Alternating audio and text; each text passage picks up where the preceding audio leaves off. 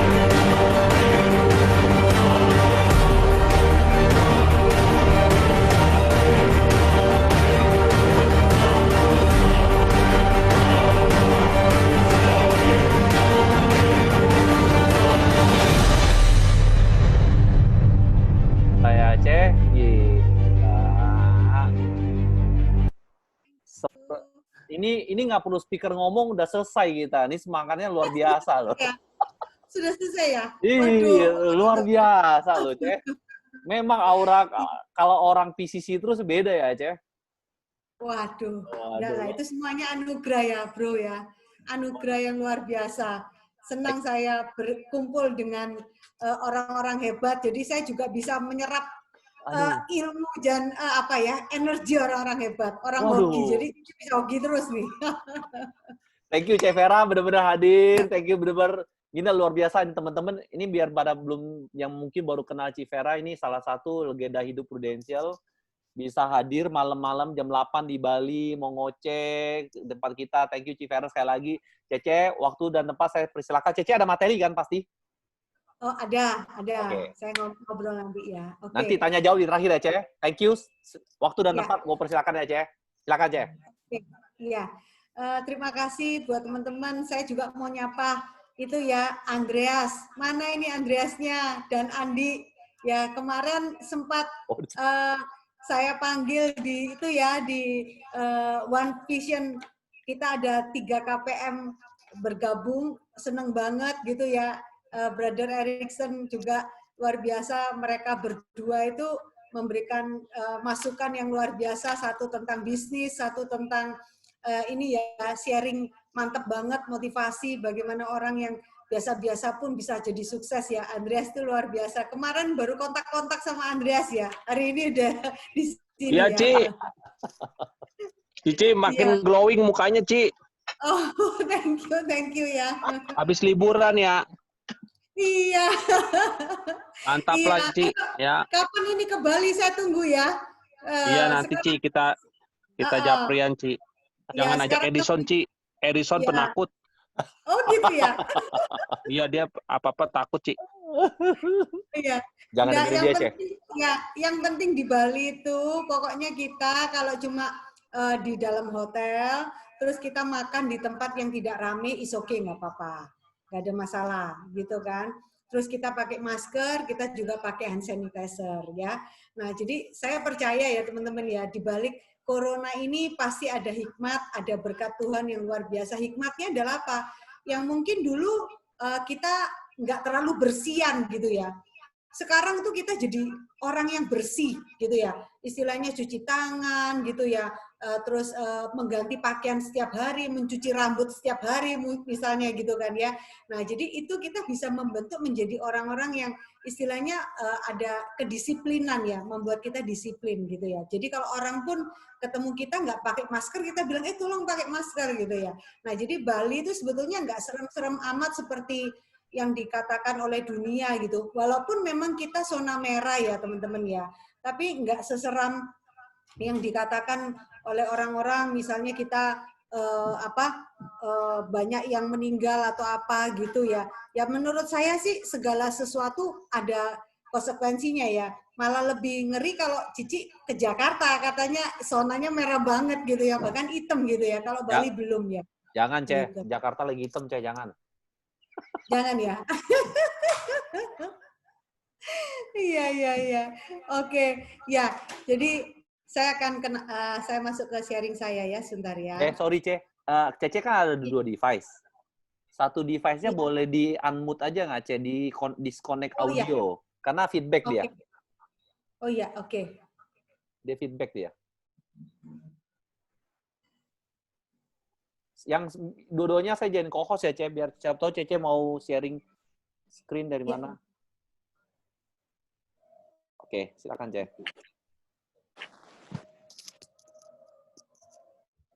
Nah, ini legenda nih. Kalau nggak COVID, gue nggak mungkin bisa ngundang Vera Hartono. Mimpi itu nggak? Enggak lah. Ya, biasa aja. Ih, nggak biasa nih. Silakan, Ce. Oke. Ya, Cici mau sharing dulu tentang background-nya Cie Vera sesuai dengan permintaan dari ini ya, End It Together, kalimat nggak kenal maka tak sayang. Ya, nah saya sebentar. Tenang, Ce. Masalah di Zoom cuma satu. Kalau ada salah slide, panik nih kita. Kalau jadi speaker di Zoom cuma satu, salah slide deh panik langsung. Nah, itu dah. Nah, ini kok. Iya kan? Ya, itu dah. Tenang, Cek. Kita nungguin Cece semua, tenang. Sabar ya. Sabar. Ini slideshow.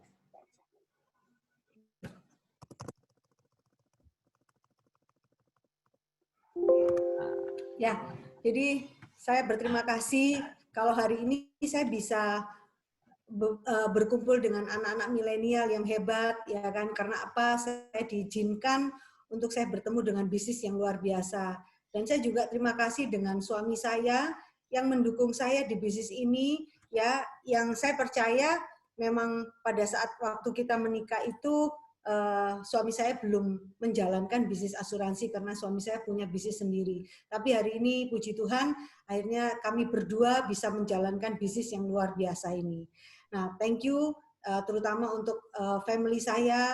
Ya, mereka juga adalah mentor saya juga yang luar biasa yang kadangkala memberikan support buat saya. Ayo mama, mama pasti jadi orang hebat, mama pasti bisa gitu ya. Luar biasa ya, anak-anak aja malah bisa memberikan kekuatan buat saya ya di saat kita masih ada maksudnya anak-anak inilah yang membuat saya punya impian yang besar ya teman-teman ya, terutama leader saya yaitu Pak Januri dan Pak Holman yang sudah mendidik saya seperti hari ini, serta terima kasih juga dengan tim saya dan 51 agency director yang Tuhan berikan untuk saya. Luar biasa. Ya.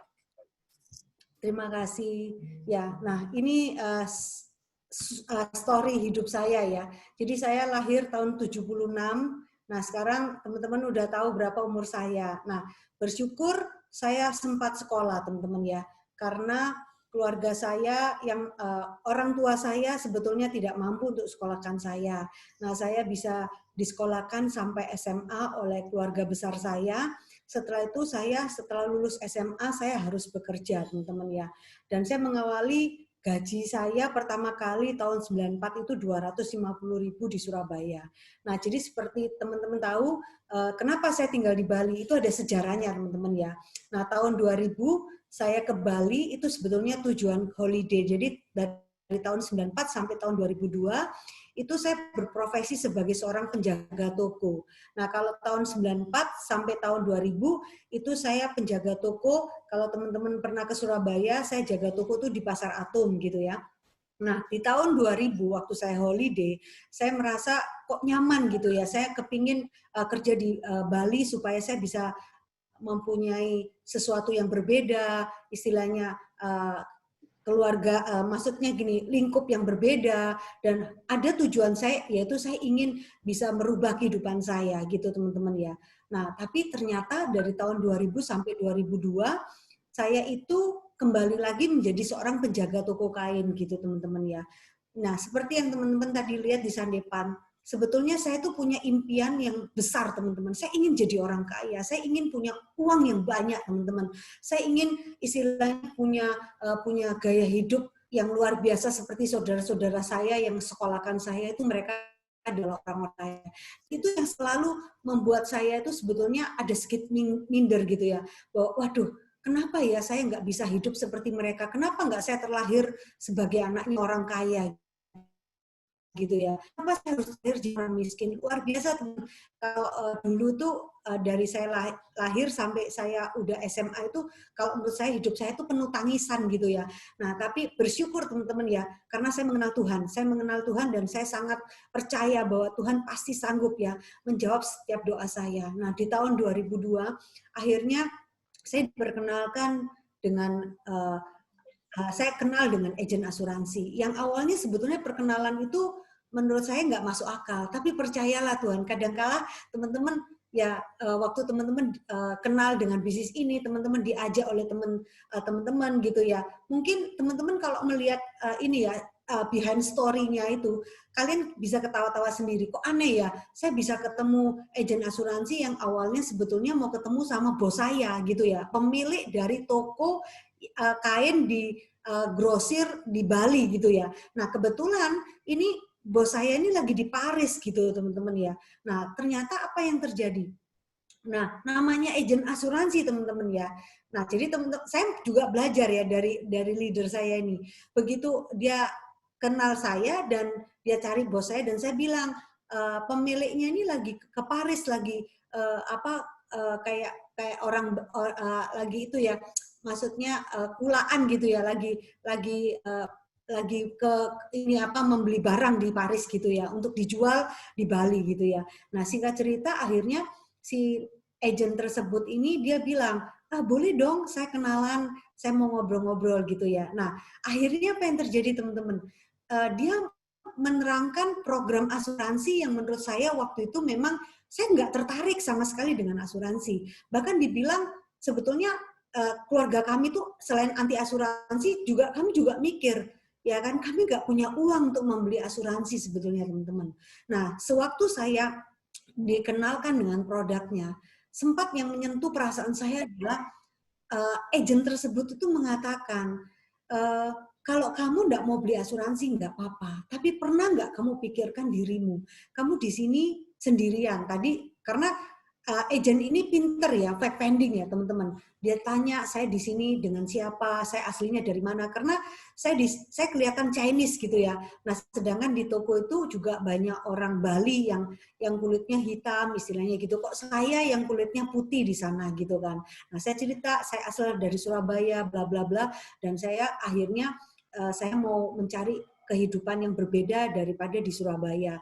Tapi ternyata saya kembali lagi menjadi seorang pegawai gitu ya, saya bilang di Bali. Nah, akhirnya dia bilang, kamu nggak pernah kepikir ya, pada saat nanti tiba-tiba kamu sakit atau kamu kecelakaan, kamu jauh dari keluargamu, siapa yang akan melindungi kamu, siapa yang akan membantu kamu. Teman-teman, menurut teman-teman, pada saat itu seketika saya cuma terheran-heran, kok ada ya orang yang nggak kenal saya, baru kenal, kok sangat sangat memperhatikan saya.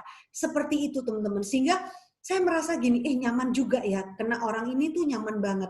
Sehingga dia bilang, bayangkan kalau waktu kamu nantinya sakit dan kecelakaan, siapa yang bisa bantu kamu? Apakah orang tua kamu yang jauh dari sana, yang ada di Surabaya bisa bantu kamu secara cepat? Apakah bos kamu bisa bantu kamu?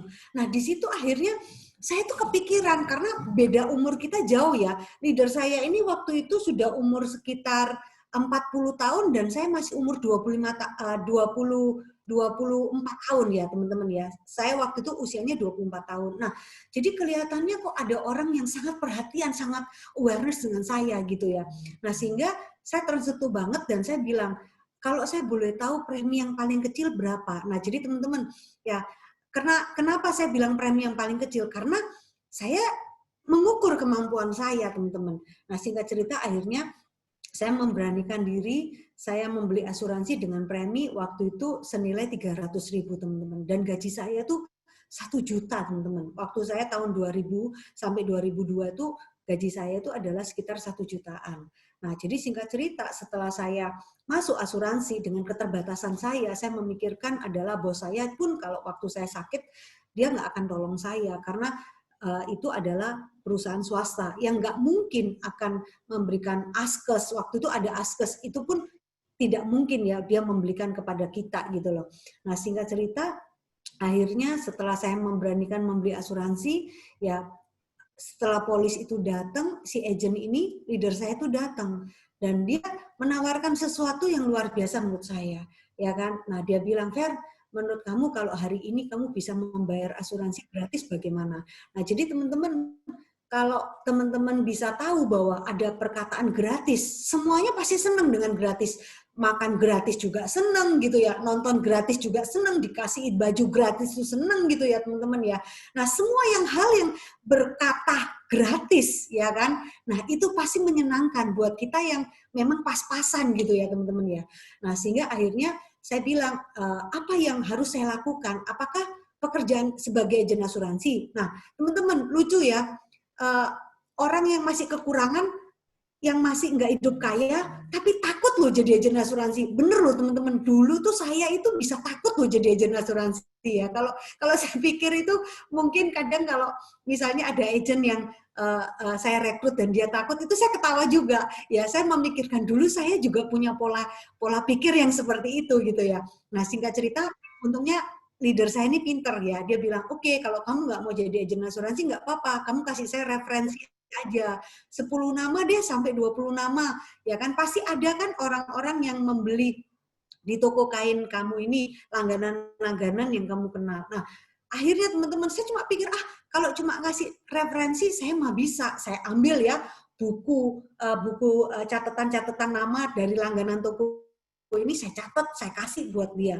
Itu Ci, ada di jalan double stick di sana ya, jalannya pun hari ini masih ada. Toko saya pun yang saya kerja hari ini masih ada teman-teman ya. Nah terus akhirnya singkat cerita 1 bulan kemudian si leader ini datang. Ya saya pikir dia lagi mau ambil premi gitu ya. Zaman dulu 18 tahun yang lalu itu nggak ada, masih belum debit rekening, saya belum ada kartu kredit teman-teman. Jadi itu leader saya itu narik uangnya ya. Nah singkat cerita akhirnya dia bilang, Fer, ini kamu saya kasih amplop. Nah terus saya buka amplopnya, apa ini Ci? Saya bilang begitu. Oh, waktu saya lihat itu ada uang ya, ada uang, saya hitung 300.000 teman-teman. Dan dia bilang, Vera, ini karena kamu berhasil mereferensikan saya dan ini kamu dapat income selama setahun. Jadi kamu bisa bayar asuransi gratis selama setahun. Teman-teman, senang banget waktu itu. Saya melihat, waduh, akhirnya saya nggak hidup dengan pas-pasan gitu ya teman-teman ya. Saya bisa dapat beli asuransi gratis. Nah, itulah teman-teman, awal saya mulai tertarik untuk menjalankan bisnis asuransinya. Yang awalnya saya itu nggak suka ya, nggak percaya bahwa bisnis asuransi ini bisnis yang bagus, walaupun saya percaya produknya bagus untuk bisa melindungi saya, ya kan. Nah, jadi di situ teman-teman akhirnya saya mikir ya, dan saya cuma dan leader saya itu pinter ya, pinter itu maksudnya gini, dia pinter membuat sebuah kayak fact-finding ya, bertanya pada saya yang membuat akhirnya saya nggak bisa tidur teman-teman. Dia bilang, Fer, apa sih yang kamu cari jauh-jauh dari Bali ke Surabaya, dari Surabaya ke Bali? Apakah ini yang kamu inginkan, kamu bekerja lagi sebagai pegawai? Kamu pernah nggak kepikir bahwa suatu hari kamu bisa merubah hidup kamu bisa menyenangkan keluarga kamu bisa apa sih yang kamu inginkan, kamu jauh-jauh dari Surabaya ke Bali itu apa yang kamu cari? Nah, saya sempat mikir, apa ya saya cari ya? Kalau akhirnya saya tinggalkan keluarga saya nggak punya siapa-siapa di Bali, teman-teman. Wih, ngenes banget teman-teman kalau saya cerita ya, dulu saya nginep, saya campur dengan sopir, saya campur dengan orang-orang bagian gudang gitu ya, walaupun kamarnya saya sendiri gitu ya. Tapi luar biasa ya teman-teman, saya kadang nangis ya. Kenapa saya harus tinggalin orang tua saya? Walaupun orang tua saya hidupnya tidak mampu, tapi masih ada rasa kehangatan bersama keluarga saya gitu ya teman-teman ya.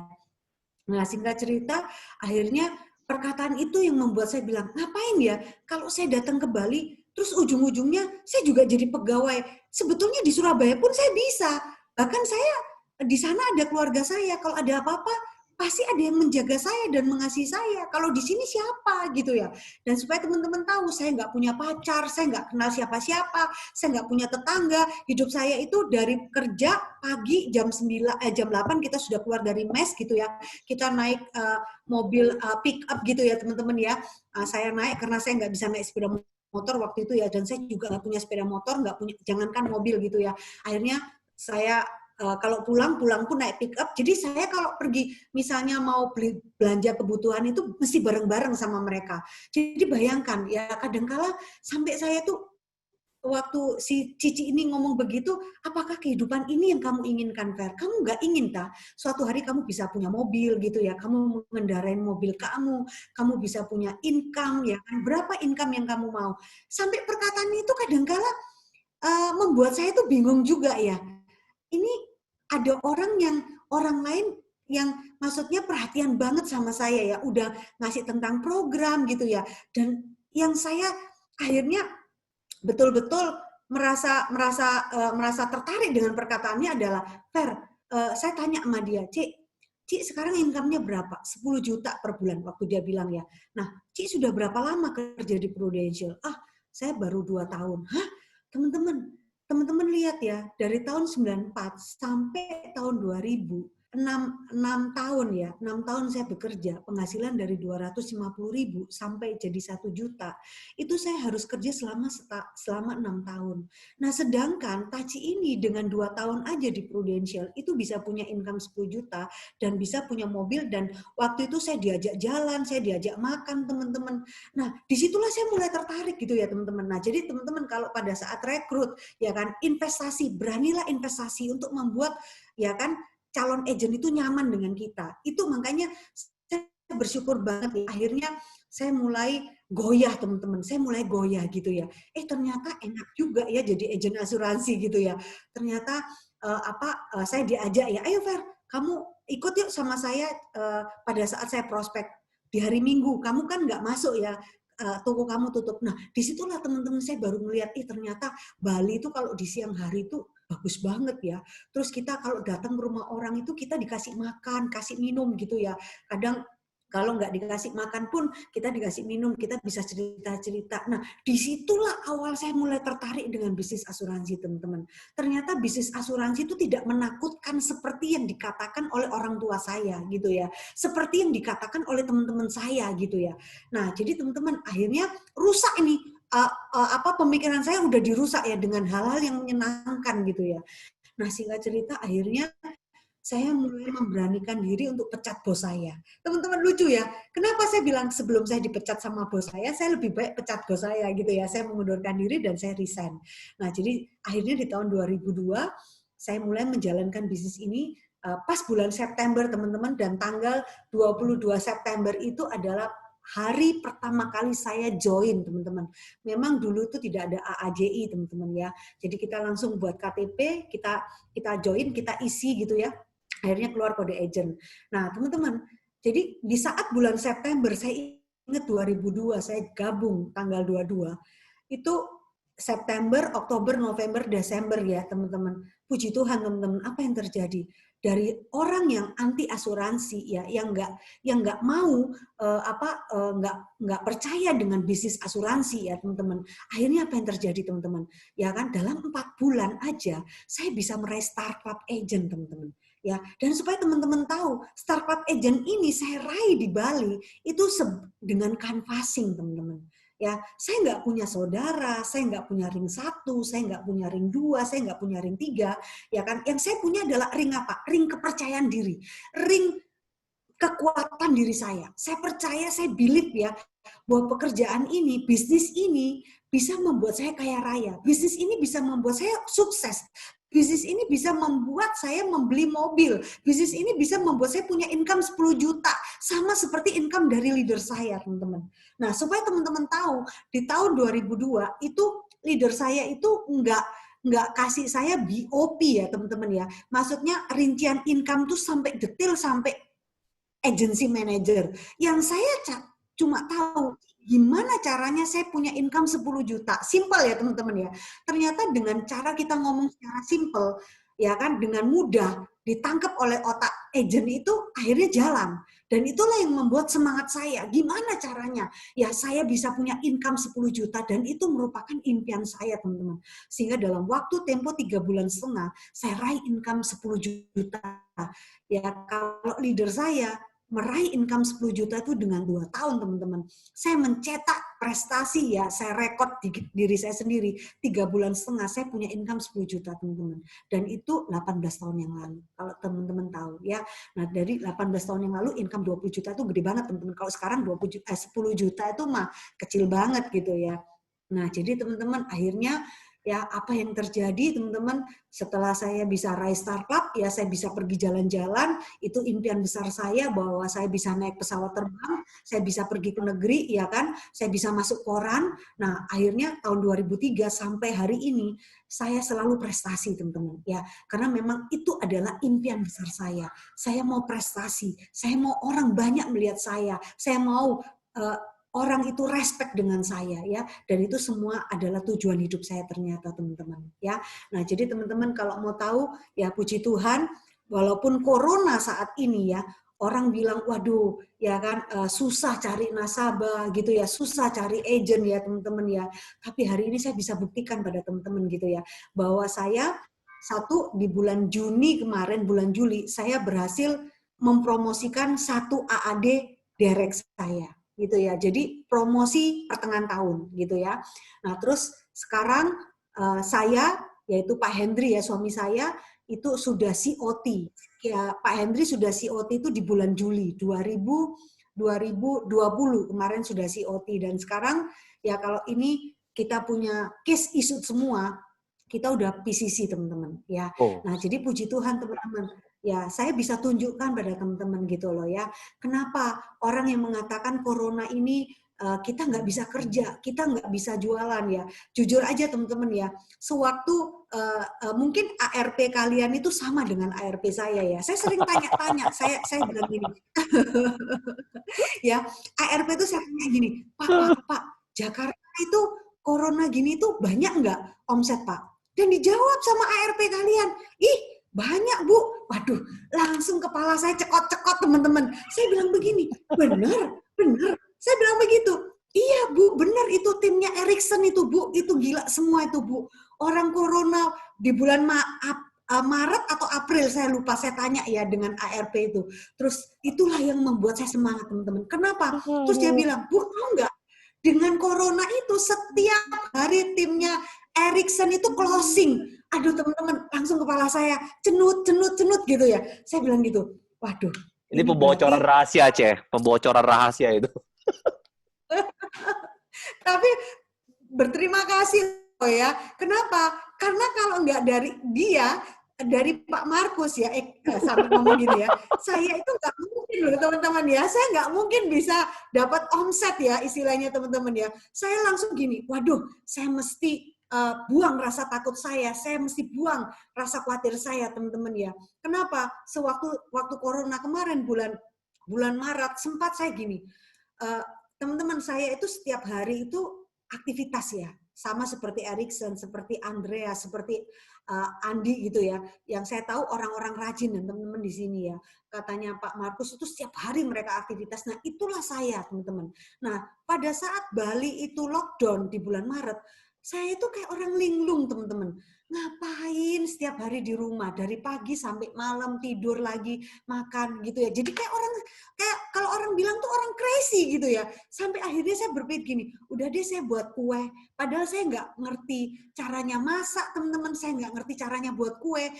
Yang saya pikir gini ya, aduh anak saya tuh suka makan donat teman-teman ya. Saya takut beli makanan di luar. Udah deh saya eksperimen sendiri, saya buat donat gitu ya. Tahu nggak teman-teman, saya nggak mikirin ya kan bahwa buat donat itu sulit ya teman-teman. Nah itulah menurut saya agent sukses itu harus seperti itu ya. Karena apa? Pikirannya selalu positif, nggak pernah berpikir wah ada berat lah, susah lah, enggak ya. Nah singkat cerita setelah saya membeli bahan dari donat itu teman-teman, baru saya tahu ternyata setelah dicampur donat itu harus dibanting teman-teman. Aduh teman-teman, saya banting gitu ya adonannya. Singkat cerita akhirnya jadi, tapi sewaktu mau tidur malam jam 10 malam, tangan saya ini dari ujung kuku sampai di bahu ini sakitnya luar biasa sampai saya nangis teman-teman. Saya bilang gini, gila ya ini efek corona. Saya kok jadi sinting ya. Saya jadi malah buat kue ya istilahnya gitu teman-teman ya. Akhirnya saya gini, waduh nggak bener. Tapi mau keluar takut teman-teman gitu ya. Nggak ngerti caranya. Jualan lewat handphone tuh bagaimana, lewat Zoom tuh gimana ya, karena waktu bulan Maret itu kita belum dikasih tahu cara mengoperasionalkan Zoom itu gimana teman-teman ya. Nah singkat cerita akhirnya saya puji Tuhan setelah saya ngobrol sama Markus, semangat saya itu timbul. Dia bilang gini, gila itu timnya Ericsson itu, corona itu masih keluar aja, prospek nasabah. Saya gini, berarti kalau begitu saya juga bisa gitu ya, saya pasti bisa gitu ya. Nah buktinya mereka nggak ada corona gitu ya. Sorry ya bro ya. Saya bilang gini, akhirnya pikiran saya, akhirnya saya memberanikan diri teman-teman. Saya susun lagi nasabah-nasabah saya yang lama gitu ya teman-teman ya. Kenapa? Karena agent saya juga takut untuk kerja. leader saya juga takut untuk kerja, teman-teman. Jadi sempat omset itu kantor itu stuck, teman-teman. Aduh, sempat saya sampai hampir mau nangis, tapi saya juga akhirnya gimana ya, teman-teman. Suami saya bilang, Fer, sudah, kamu diem dulu, kamu nggak usah resah, kamu nggak usah stres gitu ya. Dia bilang, kenapa? Karena ini semua orang alamin gitu loh. Ya kan, semua kantor alamin, bukan kamu aja gitu loh. Terus saya bilang, ini loh, katanya di Jakarta grupnya Erickson ini masih bisa jualan, saya bilang gitu ya kan. Saya pasti yakin bisa. Nah, jadi teman-teman lucu ya, pada saat saya sudah mau ketemu orang, ternyata nasabah-nasabah itu yang nggak mau ketemu saya, teman-teman, gitu ya. Nah, jadi nggak mau ketemu saya karena mereka juga takut gitu ya. Nah, akhirnya saya punya cara, teman-teman. Saya punya cara gitu ya. Karena akhirnya saya memikirkan, nah itulah di situ awalnya puji Tuhan ya, karena Tuhan itu mendatangkan tantangan, Tuhan juga mendatangkan berkat pastinya, saya yakin. Nah, akhirnya saya bisa bersatu lagi dengan anak-anak saya yang udah buka kantor ya, teman-teman.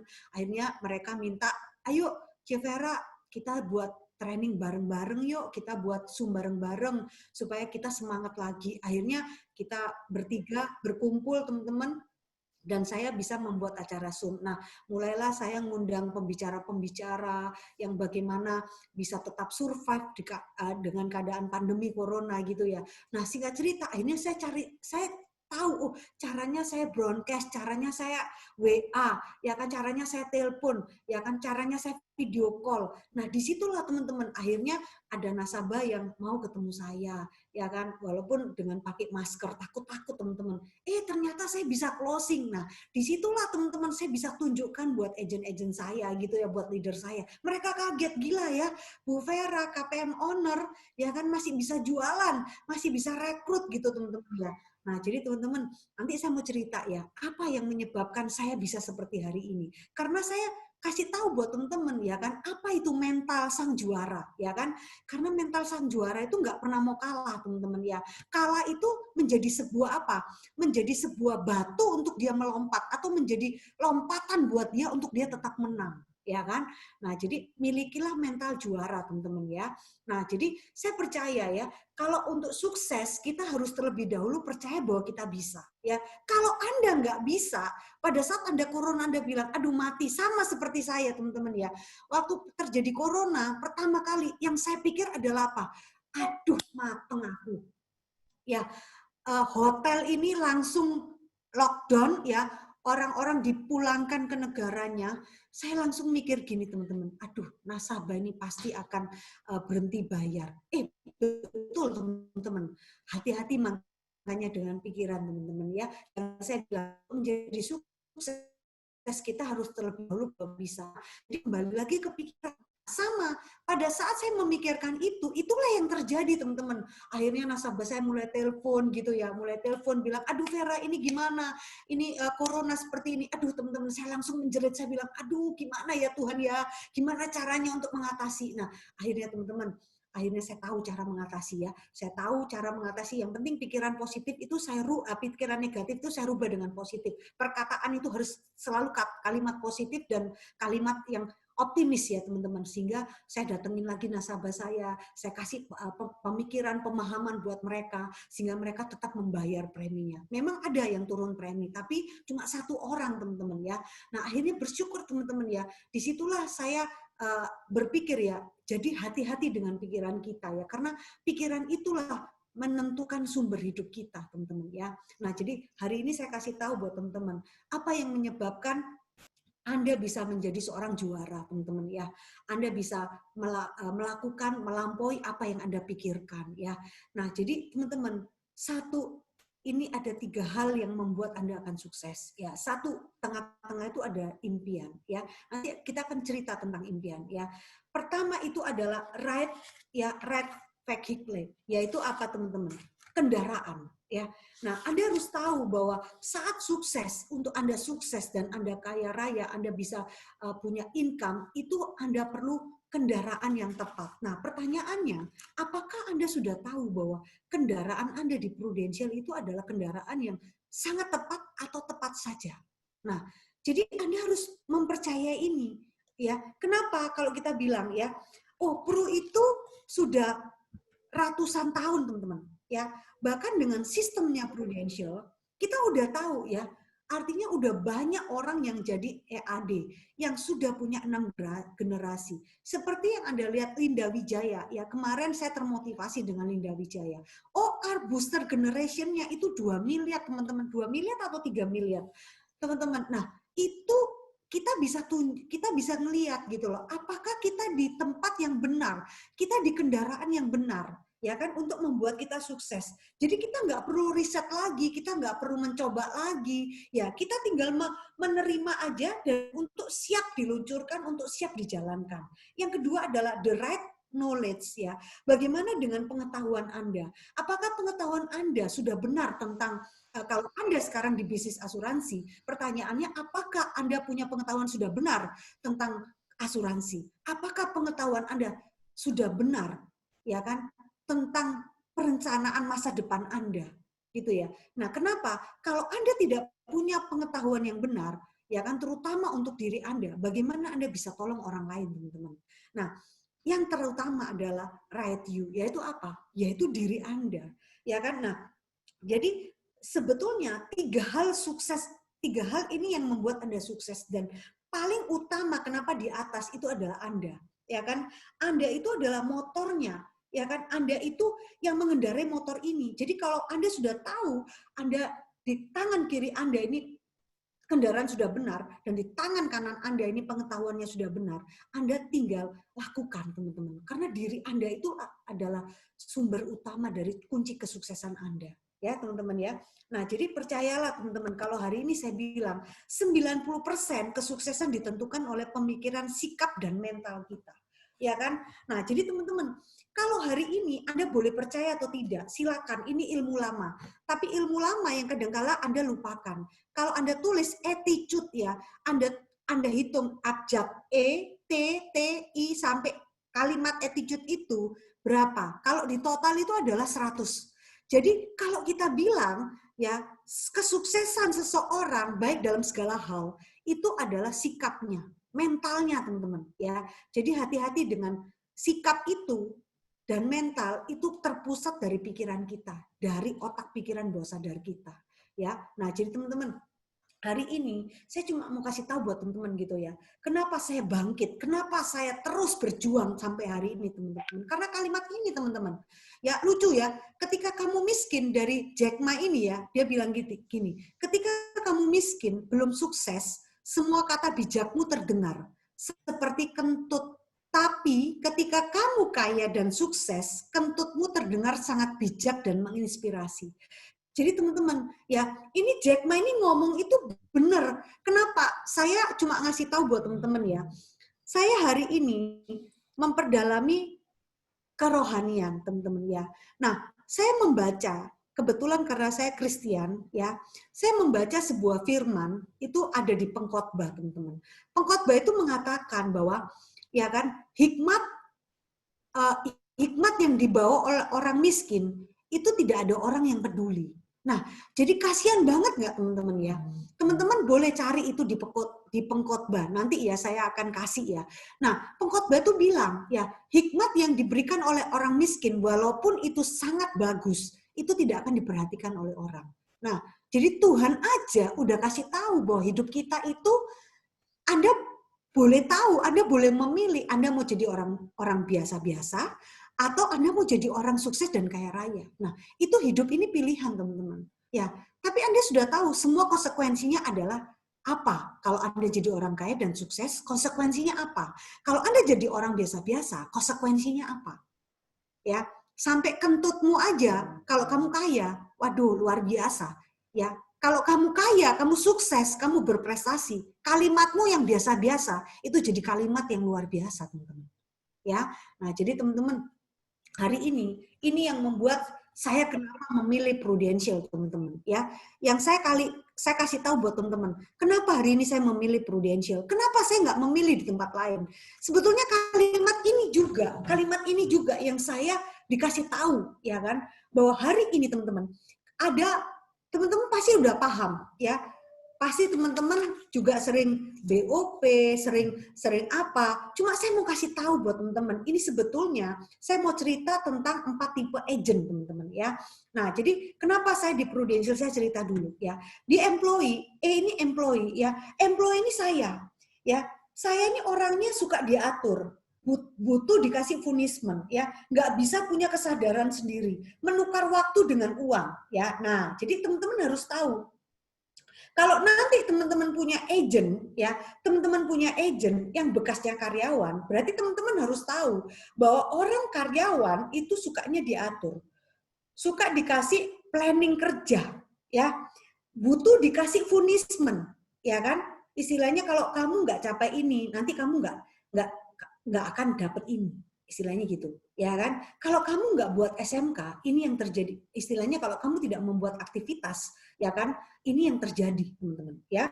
Nah, jadi seorang karyawan itu nggak punya kesadaran sendiri, ya kan? Nah, jadi teman-teman, hari ini saya mau kasih tahu untuk Anda mendapatkan income di sisi sebelah kiri sebagai employee, Anda harus bekerja sendiri 100%.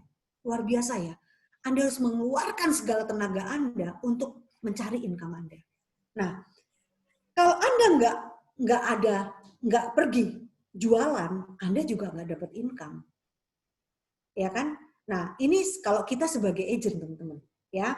Nah, kalau kita waktu dulu kita ditawarin, Anda sebagai employee pasti ditanyain, bagaimana dengan income? Bagaimana dengan masa depanmu? Bagaimana dengan kehidupanmu? Ya kan? Kalau kamu tetap menjadi seorang employee. Nah, itu kalau kita ngerekrut agent, teman-teman, ya. Nah, bagaimana pada saat kita tahu bahwa kita nggak akan menjadi employee terus. Kita bisa memilih menjadi self-employee. Nah, apakah self-employee itu? Self-employee itu adalah orang yang bekerja sendiri. Orang yang memiliki bisnis. Orang yang tidak diperintah orang. Ya kan? Nah, orang yang bekerja karena kalian. Seperti dokter, ya kan? Notaris, pengacara, gitu ya. Nah, dia bekerja adalah untuk dia bekerja yang orang lain tidak bisa gantikan. Nah, jadi teman-teman, istilahnya adalah pedagang. Nah, bagaimana dengan kalau Anda sekarang seorang leader, tapi Anda bekerjanya seperti seorang pedagang? Contohnya adalah apa? Nggak punya tim, ya punya tim, tapi timnya nggak bergerak. Berarti Anda nggak punya leverage. Ya, ini dikatakan bukan pembisnis. Anda tidak ada bedanya dengan seorang pedagang, teman-teman. Ya, nah jadi teman-teman, ya, dokter aja punya uang banyak, punya passive income kalau dia punya klinik. Karena dia tahu pada saat dia tidak ahli lagi dalam bekerja, entah dia sakit ataupun kecelakaan, dia nggak akan punya income, income-nya akan terhenti, akan stop, teman-teman. Nah, sama dengan kita, kalau kita jadi agent atau leader, di mana Anda? Posisi Anda di mana? Nah, kita tahu di sebelah kanan adalah menjadi business owner. Nah, kenapa saya di Prudential, teman-teman? Salah satunya adalah saya memikirkan kalimat ini, ya kan? Kamu mau dapat penghasilan, kamu hanya kerja 100% itu bukan 100%, tapi kamu 1% untuk menghasilkan 100. Ya, kenapa? Karena kamu membuat banyak orang bekerja untuk kamu. Ya. Nah, jadi sehingga pada saat kita tidak ada di tempat, income itu tetap datang, bertumbuh. Istilahnya, teman-teman. Dengan cara apa? Kita buka cabang, kita buka toko, ya, kita mau buat ruko, ya. Jadi di business owner ini kita bisa punya aset, teman-teman, yang menghasilkan buat saya, ya, untuk Anda juga. Nah, jadi pada saat saya ditawarin, dia cuma tanya, Vera, ya kan, kamu tahu nggak kalau hari ini orang kebanyakan di sebelah kiri itu kerja untuk cari uang untuk biaya hidup. Ya kan? Tapi kalau di sebelah kanan, orang kerja untuk cari aset supaya aset itu menghasilkan buat dia. Nah, kalau kamu jadi business owner, kamu menghasilkan 100% dengan mengeluarkan 1% dari tenaga kamu. Kamu keren nggak?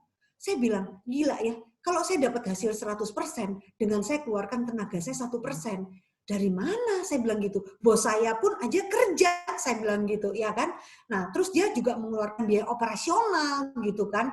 Nah, dan lain-lain gitu kan. Nah, jadi teman-teman, ternyata dia katakan, Vera, kalau kamu sekarang mau punya aset, Ya kan? Artinya apa? Kalau kebanyakan orang kalau dia kaya di sebelah kanan dengan konvensional, dia punya aset misalnya. Bos kamu asetnya berapa? Oh banyak Ci, punya villa, punya ruko, saya bilang gitu ya. Nah, kamu tahu nggak kalau bos kamu punya aset, punya villa, dia perlu berapa banyak modal yang dia harus keluarkan? Dan perlu berapa lama untuk dia mendapatkan aset-aset tersebut? Saya nggak bisa hitung teman-teman. Saya bilang ini, nggak tahu ya Ci ya. Tapi yang pasti dia buka toko ini ada sekitar 25 tahun. Ya kan? Nah, dia dari apa? Ya dia dari orang yang nggak punya juga. Ya kan? Tapi sekarang dia punya segalanya. Nah, kamu tahu nggak? Perlu waktu yang lama untuk kamu bisa mendapatkan aset-aset tersebut. Perlu modal yang besar untuk kamu mendapatkan aset-aset. Nah, kamu percaya nggak kalau hari ini aku mau ajak kamu menjadi seorang pembisnis, ya kan, business owner, yang kamu akan mencetak, tugas kamu hanya mencetak aset yang akan menghasilkan uang. Dan aset itu kamu nggak perlu ngeluarin uang besar, teman. Katanya gitu. Kamu hanya modalnya cuma menjalankan sistem yang ada di Prudential. Ya, waktu itu 5 tahun kamu jadi agency manager. Kamu bisa punya income 100 juta per bulan, teman-teman. Nah, jadi teman-teman, kalau sekarang 3 tahun aja, bahkan 2 tahun setengah, kita bisa menjadi agency director. Ya, luar biasa dengan income 100 juta, teman-teman. Ya, nggak perlu lagi nunggu 5 tahun. Zaman dulu saya perlu nunggu 5 tahun untuk mendapatkan income 100 juta. Kalau zaman sekarang, wah banyak sekali percepatan yang dilakukan oleh Prudential untuk kita. Nah, jadi teman-teman, saya kembali ke Anda. Kalau hari ini Anda tahu untuk apa Anda di Prudential dan kenapa saya di Prudential adalah, Anda silakan pilih. Setiap kuadran ini ada konsekuensinya. Kalau hari ini Anda sebagai leader, tapi tindakan Anda adalah sebagai self-employee, nggak ada yang salah. Nggak ada yang salah. Kenapa? Karena sampai hari ini ada leader besar, ya kan? Tapi dia tipenya penjual, ya. Dia lakukan the best, ya kan? Dia jual sampai yang terbaik. Setiap tahun dia jual angkanya 2 miliar, teman-teman. Ya, dia beli aset, dia dapat duit, dia beli ruko, dia beli tanah, dia beli rumah, dia kontrakin, dia dapat aset, teman-teman. Nah, jadi pertanyaannya hari ini, mana yang Anda pilih? Anda benar-benar mau jadi business owner sejati, ya berarti Anda harus ada konsekuensinya. Apa yang Anda keluarkan? Nah, sehingga Anda tahu bahwa pada saat Anda jadi investor, uang Anda bekerja untuk Anda. Nah, saya lihat Erikson mahir main saham. Nah, itu dia sudah jadi investor, teman-teman.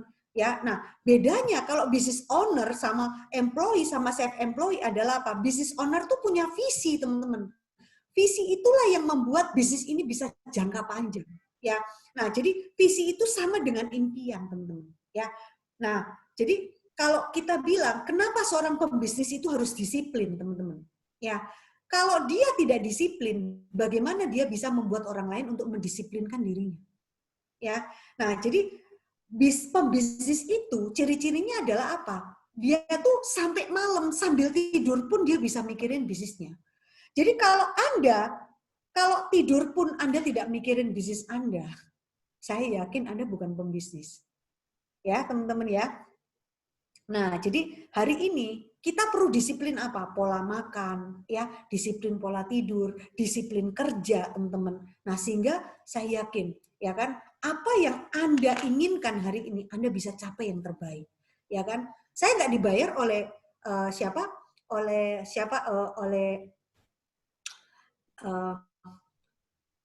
Erikson, ya kan? Kenapa saya harus ngomong begini, teman-teman ya? Tapi karena saya tahu bahwa apa yang sudah saya jalankan ini membuat saya berhasil dan pastinya Anda pun berhasil, ya kan? Nah, kalau Anda sakit hati, teman-teman, ya itu bagus, teman-teman ya. Kenapa? Karena sebentar lagi Anda akan sukses, ya kan? Karena Anda punya perasaan, ya kan? Nah, jadi hari ini, teman-teman, nggak ada yang salah. Kalau Anda seorang leader, tapi Anda tindakan Anda adalah menjual, ya kan? Berarti boleh Anda sebagai self-employed, ya Anda harus tahu konsekuensinya, ya kan? Anda harus lakukan itu menjadi the best. Tapi kalau Anda tahu bahwa Anda tidak bisa menjual terus, Anda perlu mempersiapkan siapa aset-aset Anda, mana aset-aset yang akan menghasilkan buat Anda, ya. Nah, jadi teman-teman, pembisnis itu menghargai waktu, ya.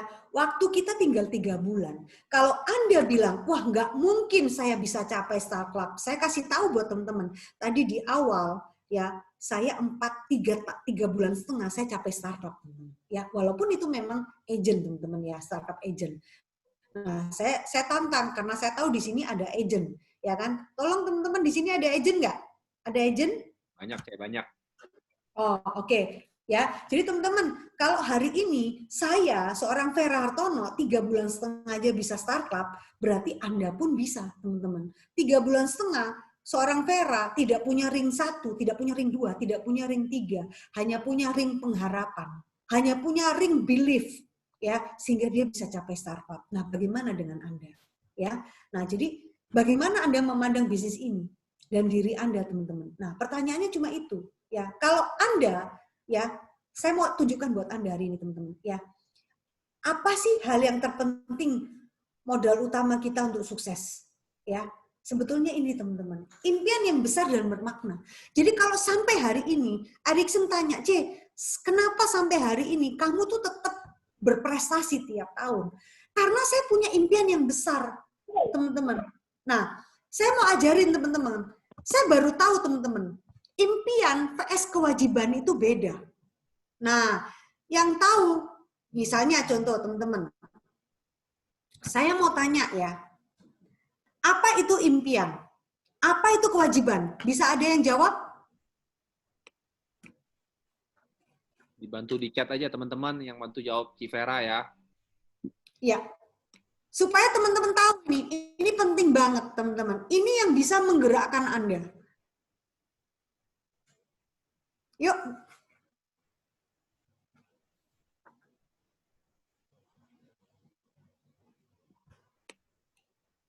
Oke, udah jawab. Impian adalah goal kita. Wah, singkat. Oke. Kewajiban, oke, apa? Kewajiban, bentar. Kewajiban suka nggak suka harus dijalani. Oke, good. Yes, luar biasa. Nah, jadi teman-teman, hari ini banyak sekali kita salah kaprah. Kalau kita tanya, Pak Vera, apa impianmu, Vera? Wah, impianku adalah aku mau sekolahkan anakku ke luar negeri dan aku harus mengumpulkan, ya kan, dana sekitar 3 miliar sampai 5 miliar kalau sampai anakku ke luar negeri. Teman-teman, saya mau kasih tahu buat Anda, ya. Nah, impian cuma angan-angan, kalau nggak dilakukan, kewajiban harus dilakukan. Ya, nah bagus, itu penting. Ya, itu sudah hampir mau mendekati. Nah, jadi teman-teman, saya mau kasih tahu buat teman-teman ya, hari ini, kalau impian Anda bilang, saya mau memberangkatkan orang tua saya untuk ke Mekah misalnya, atau naik haji, atau saya mau menyenangkan hidup kedua orang tua saya. Saya kasih tahu buat teman-teman, itu impian atau kewajiban? Itu kewajiban, teman-teman. Itu kewajiban, itu bukan impian. Ya. Nah, jadi teman-teman harus tahu, impian itu adalah apa? Impian yang tadi saya bilang, impian itu saya mau income. Saya mau income berapa? 30 juta, 50 juta, 100 juta. Ya, saya termotivasi banget dengan brother Andi ya, kemarin tanggal 6 September itu sampai saya posting di sini, saya bilang, ternyata impian itu Andi pernah ngomong, ya kan? Impian kita itu adalah apa? Finansial keuangan kita itu dari income berat badan, terus income tinggi badan, ya kan? Nah, itu bagus banget teman-teman, ya kan? Karena apa? Impian itulah yang membuat, ya kan, kewajiban itu tercapai.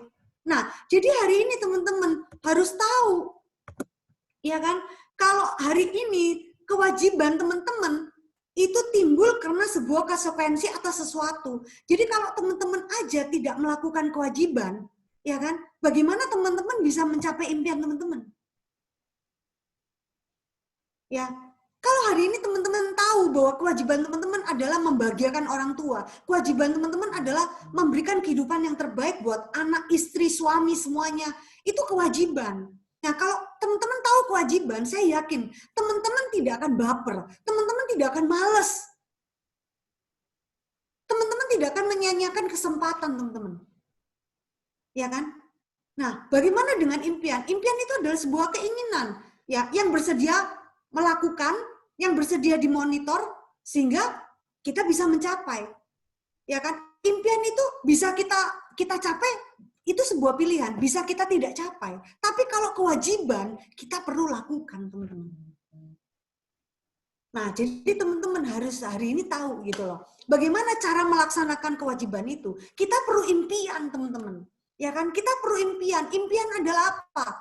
Ya, teman-teman, dulu waktu saya jadi agent, saya punya pikiran bahwa setiap tahun, ya kan? Semoga ada di sini ya, teman-teman. Saya tunjukkan buat teman-teman ya. Saya cari dulu ya, teman-teman ya.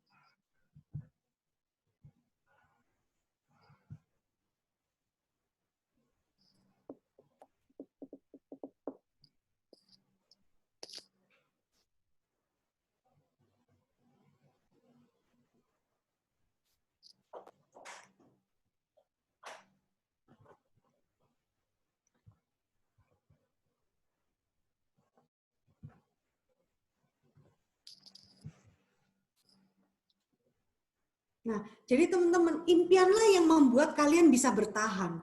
Dan kewajiban itulah yang menggerakkan Anda, teman-teman ya. Oke, nggak ada di sini teman-teman, saya lanjut ya. Jadi biar waktunya santai aja. Ya. Nah, jadi teman-teman, saya diajarin gitu ya sama leader saya. Bagaimana saya adalah bisa mengupgrade impian saya setiap tahun, teman-teman ya. Nah, jadi dari situlah saya baru tahu impian itu bisa kita capai ya, adalah pilihan mau kita capai atau tidak. Tapi kewajibanlah itu yang harus kita lakukan karena itu penuh dengan konsekuensi. Nah, jadi kalau teman-teman hari ini ya kan mau tahu ya kan apa itu impian. Nah, salah satunya impian itu teman-teman bisa lihat ini. Nah, ini saya kutip ya. Saya kutip kalimat dari Andi ya. Level 1, income melewati usia. Nah, saya mau kasih tahu teman-teman, di saat saya usia 27 tahun ya, 2 tahun di Prudential, ya kan, saya punya income itu sudah 50 jutaan, teman-teman. Ya. Nah, itu sudah melewati usia saya. Level 2, income melewati berat badan, ya. Nah, berat badan saya ya berat badan saya waktu itu adalah sekitar 45. Saya udah lewat, ya. Level 3 adalah usia dan berat badan. Nah, jadi waktu income saya sekitar 100 juta per bulan, itu di usia saya sekitar kurang lebih sekitar 29. Ya, teman-teman ya. Nah, level 4, income melewati tinggi. Itu udah saya capai di saat saya usia 31 dan 32. Nah, jadi teman-teman, hari ini level 5, level 3, dan level 4 itu udah saya capai. Nah, tinggal sekarang lagi saya kejar top level. Level 3 dikalikan level 5. Luar biasa nggak, teman-teman? Ya. Nah, jadi teman-teman, ya, kita tahu inilah namanya impian. Kenapa? Kalau kita punya impian ini, apakah Anda punya keyakinan kewajiban Anda bisa terlaksana? Karena kewajiban itu harga mati harus dibayar, teman-teman. Ya kan? Mohon maaf, saya agak keras ngomongnya ya kan? Supaya teman-teman tak sadar, teman-teman di sini sudah ada yang menikah, sudah punya anak, gitu ya. Nah, bagaimana dengan kewajiban yang teman-teman mau lakukan? Ya kan? Ya kan? Sebelum semuanya tercapai, ya, ada orang bilang, apa tujuan akhir hidupmu? Ya kan? Nah, sebetulnya teman-teman, kalau teman-teman tahu, inilah tujuan akhir hidup kita, ya kan? Bagaimana caranya kita bisa sukses dalam finansial? Karena dengan kita sukses dengan cara sukses finansial, kira-kira apa keuntungannya buat teman-teman? Ya, teman-teman jawab sendiri, apa keuntungannya? Ya, ini saya sangat terinspirasi, ya kan? Sehingga saya bilang kepada setiap orang, ingat ya, ini adalah impian Anda. Kenapa? Karena impian Anda ini yang akan bisa membayar kewajiban-kewajiban Anda. Ya, baik hutang Anda, baik menyenangkan orang tua Anda, membuat sukses anak-anak Anda, pensiun Anda di usia muda. Nah, ini semuanya berpatokan pada financial success Anda, teman-teman. Ya, oke, kalau setuju, silakan teman-teman chat setuju. Kalau enggak apa-apa, teman-teman. Nanti saya akan jelaskan. Oke? Wow, terima kasih ya. Oke, teman-teman. Ya, saya lanjut ya. Jadi teman-teman ya, kalau teman-teman tahu ya kan, mindset yang benar untuk menjalankan bisnis ini adalah apa? Yuk, 3 step aja teman-teman. Nggak pakai lama. Ya kalau zaman dulu teman-teman, kita harus 5 tahun. 5 tahun untuk capai AM dan 100 juta. Sekarang kita hanya 3 tahun teman-teman, bahkan 2 tahun setengah untuk kita mendapatkan percepatan. Apalagi kalau Anda rajinnya kayak Ko Andi, ya kayak Andreas, kayak Erikson, wah top itu, wes luar biasa, ya. Nah, jadi teman-teman 3 step adalah apa? Cepat-cepat promosi jadi AAD, ya. Karena itu start untuk Anda punya passive income, Anda start untuk menjadi business owner tadi, teman-teman. Ya, tahun kedua Anda cepat-cepat promosi menjadi AD, ya kan? Punya passive income dari business unit, ya, sehingga Anda punya income yang bisa Anda wariskan. Ingat, kewajiban Anda itu menunggu Anda, bukan impian Anda. Kewajiban. Kalau Anda seorang ayah yang sayang dengan anakmu, ya kan, Anda tahu kewajibannya. Kalau Anda seorang suami yang sayang dengan istrimu, Anda tahu kewajibannya, ya kan. Nah, jadi bayangkan kalau hari ini tiba-tiba Anda berpulang, ya, tujuan akhir Anda sudah stop, tapi hidup keluarga Anda tidak bisa stop.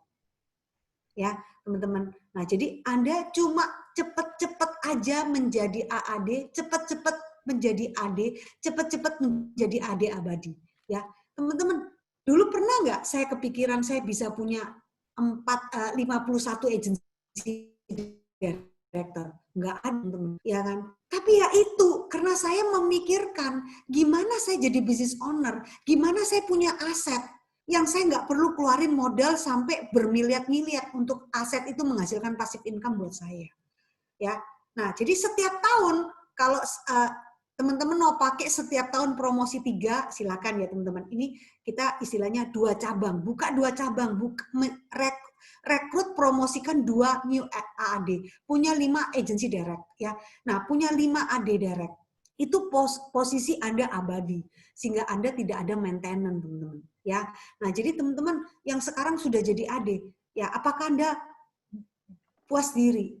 Ingat teman-teman, Anda masih ada maintenance, masih ada sesuatu yang bahaya, istilahnya belum titik aman Anda belum capai. Ya kan? Kenapa? Kalau tiba-tiba ada apa-apa dengan Anda, ya bagaimana dengan karir Anda? Bagaimana dengan bisnis Anda? Bagaimana dengan income keluarga Anda? Kewajiban-kewajiban yang harus Anda penuhi. Ya karena Anda kalau punya 5 agency direct, 5 AD direct, ya terjadi apa-apa dengan Anda, ya bisnis Anda tetap bisa running. Ya, oke teman-teman, kita lanjut ya. Nah ini step 1 dan 2 dan 3 ya. Jadi apa sih ya yang membuat istilahnya hari ini kita punya mindset untuk menjalankan bisnis ini?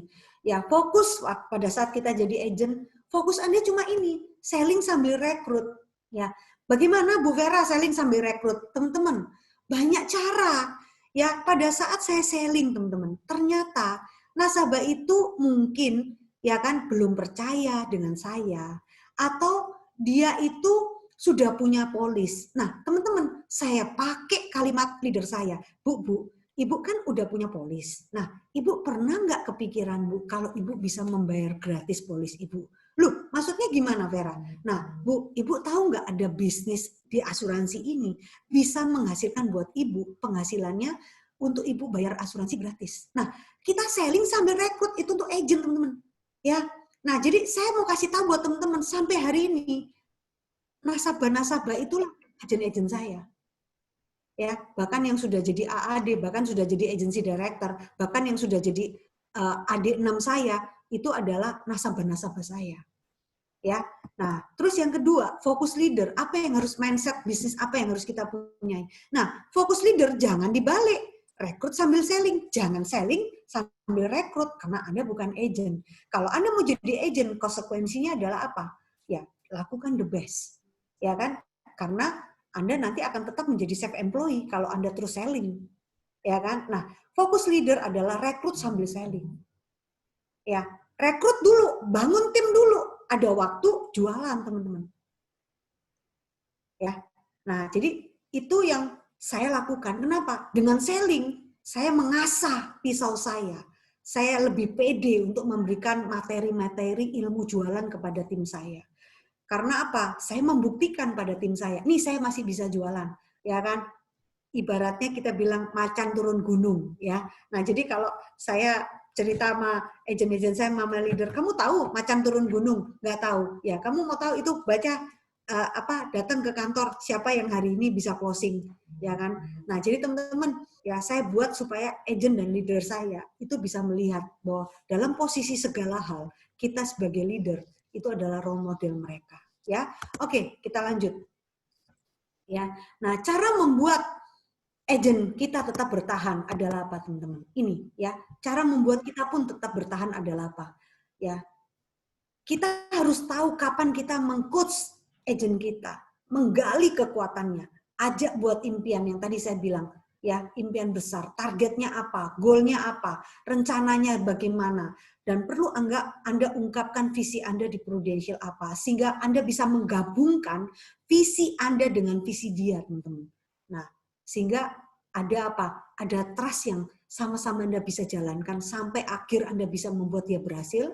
Dan itulah keberhasilan kita sebagai seorang leader. Karena saya kutip ya, kalau Anda berprestasi sendiri, itu tidak ada artinya. Ya, yang menyenangkan adalah kalau kita bisa membuat banyak orang berprestasi. Itulah baru kekuatan prestasi sejati buat kita. Ya, motivasi, bangkitkan emosi, apresiasi setiap aktivitasnya, beri penghargaan, beri hadiah, makan bersama. Nah, saya lihat juga Erikson sangat luar biasa ya, sangat loyal buat timnya, ya kan? Nah, teman-teman berbahagialah punya leader yang seperti ini, teman-teman. Ya, maka Anda pun harus sama apa yang dilakukan Erikson, Anda tinggal lakukan, teman-teman. Ini bisnis duplikasi, teman-teman. Ya, agent adalah saudara Anda. Ya, Anda harus sangat peduli dengan mereka. Anda bukan melihat agent Anda adalah pohon uang, tapi Anda melihat agent Anda adalah saudara. Kalau dia sampai susah, Anda harus memberi, ya. Nah, terus jalan komunikasi buat mereka, ya. Nah, jadi teman-teman di Bali ini impact usaha para pengusaha-pengusaha di sini adalah dari mayoritas pariwisata. Begitu pariwisatanya goncang, teman-teman, sampai Desember itu baru ada kepikiran dibuka atau tidak, ya kan, karena 59 negara itu sudah memblok Bali dan Indonesia. Nah, jadi bayangkan, ya, berbahagialah di Jakarta, masih ada industri-industri, masih ada pabrik. Kalau kita di Bali, kita nggak ada pabrik, teman-teman. Yang ada adalah pariwisata, ya. Nah, jadi pada saat agent-agent saya mengalami income turun, ya, saya datengin mereka, saya tanya apa yang mereka butuhkan, mereka butuh beras, saya kasih, teman-teman, ya. Nah, itu wujud kepedulian kita sama mereka, ya. Kita harus cari tahu, ya kan, sifat dan kebiasaannya apa, ya. Dan satu yang saya buat pada tim saya adalah, sorry, kita bisnis, ya kan, kita di sini tidak ada pinjam meminjam uang, ya, karena ini yang membuat kita akan tetap bertahan, kita akan tetap songti, kita akan tetap bersaudara dengan ini, teman-teman, ya. Nah, jadi ini yang terakhir itu adalah olahraga. Nah, sekarang saya suka hobinya adalah goes, teman-teman, ya. Nah, saya ajak agent saya ajak leader saya untuk goes bareng-bareng gitu ya. Nah, disitulah saya bisa tunjukkan bagaimana motivasi kita, yang artinya saat kita udah payah, sudah nggak mampu lagi mengayuh, kayuh sampai kamu tidak terasa rasa capekmu. Nah, itulah kekuatanmu.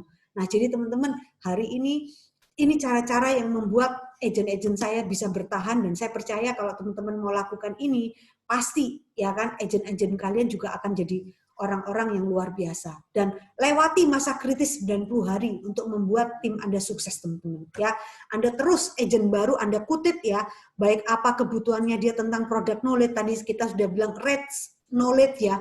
Nah, jadi teman-teman kasih kepercayaan bahwa mereka udah di bisnis yang benar, sudah di kendaraan yang benar, dan Anda tinggal tambahkan knowledge, dan Anda tinggal coach, ya, gali kekuatannya apa, gali impiannya. Dalam masa kritis 90 hari, Anda tidak boleh lepaskan agent Anda. Karena disitulah, ya kan, Anda akan lihat orang-orang yang memang punya potensi untuk sukses itu akan ada. Tapi ada juga orang-orang yang akan hilang. Jadi Anda nggak usah khawatir, karena bisnis ini adalah bisnis orang-orang yang pergi dan datang. Kalau Anda sudah tahu, Anda nggak perlu risau. Ya, ada yang datang, ada yang pergi. Ya kan? Yang penting adalah Anda perlu melakukan setiap hari recruiting, mencari orang-orang baru, teman-teman. Ya, oke, next kita lihat lagi. Ya, 5 hal yang paling mendasar, ya, adalah apa? Set goal. Ya, jadi saya lanjutkan set goal. Ya, oh ambiar, sebentar. Apa ini ya? Oke. Andreas lagi WA saya. Jadi konsentrasi buyar, sorry ya. Yang kedua, aksi, ya kan? Impian kita buat hal yang membuat kita sukses untuk agent kita, dan kita sebagai leader adalah apa? Kita harus set goal kita, ya. Kalau Q1, Q2, Q3, ya kan, sekarang nih Q3 nih teman-teman ya.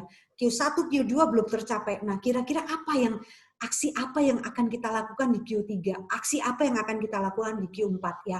Nah, terus yang ketiga, antusiasme. Sangat luar biasa. Kalau hari ini Anda punya semangat yang tinggi ya, saya yakinkan segala sesuatu ya, apapun yang tantangan di depan Anda, ya kan? Karena menurut saya, sukses dan kegagalan itu satu paket, teman-teman.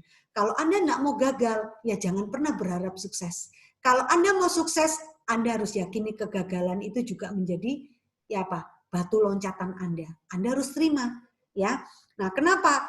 Karena teman-teman belajar untuk meningkatkan kemampuan. Nah, kita sebagai pembisnis bersyukur teman-teman, kita hanya perlu menerapkan apa? Tes dan ukur. Ya, ingat teman-teman, tes dan ukur.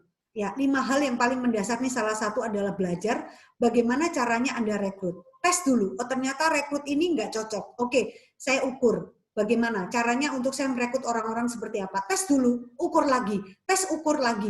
Oh, kalau saya jualan, saya selling, saya tes dulu. Cara saya ngomong, cara saya membuka pikiran orang, membuka mindset orang tentang perencanaan masa depan, tentang perencanaan perlindungan keuangan buat keluarga mereka. Nah, tes dulu. Oh, nggak cocok ngomong ini. Ukur dulu. Bagaimana? Apa yang harus saya ganti? Nah, jadi teman-teman, bisnis kita ini cuma tes dan ukur. Tes dan ukur. Nah, kalau Anda tidak mau tes dan ukur, saya yakin Anda nggak akan sukses dalam bisnis ini. Ya, jadi tes dan ukur dalam bisnis konvensional, teman-teman, ruginya apa? Kalau Anda lagi tes dan ukur, Anda sudah buang modal.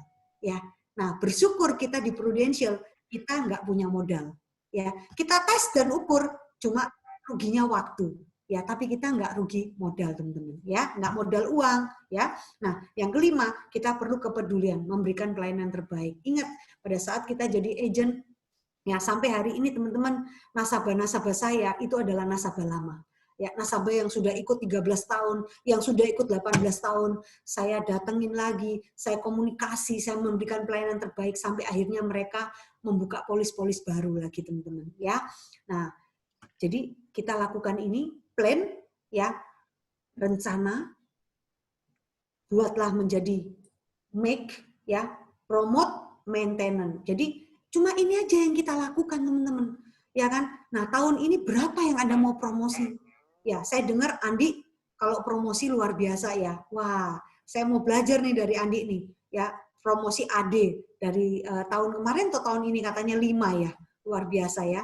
Terus kita perlu maintain. Udah, ini aja teman-teman yang kita lakukan bisnis kita. Nggak perlu susah, nggak pakai susah. Ya, pakainya ringan, pakainya aman. Ya, nah jadi agent sukses itu adalah apa teman-teman? Nih, aktif komunikasi dengan leader. Ya, kalau Anda sudah tidak komunikasi lagi, wis alamat dah, sebentar lagi Anda muntaber, teman-teman ya, mundur tanpa berita. Mengikuti petunjuk leader, saya kasih tahu buat teman-teman, saya ini dari agent sampai leader sampai hari ini, kalau mentor saya dan leader saya ngomong, Vera, kamu harus begini, saya lakukan. Vera, kamu seminar ini, saya lakukan, teman-teman.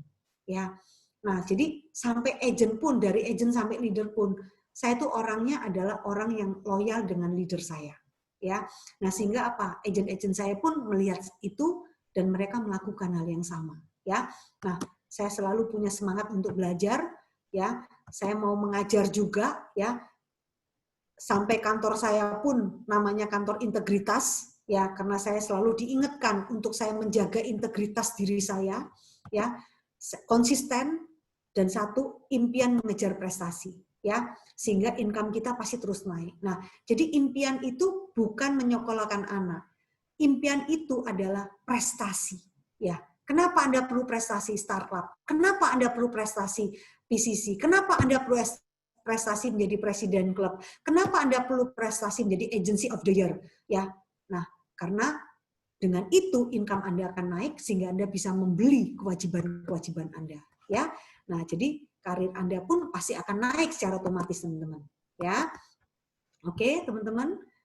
Ya, dan selalu merekrut. Ingat kalimat ini ya, selalu merekrut ya, karena itu adalah bisnis kita, main bisnis kita, penghasilan kita. Ya, nah. Jadi sebelum saya tutup, teman-teman, hargai waktu Anda, karena waktu tidak akan menunggu, ya, siapapun itu dan apapun itu.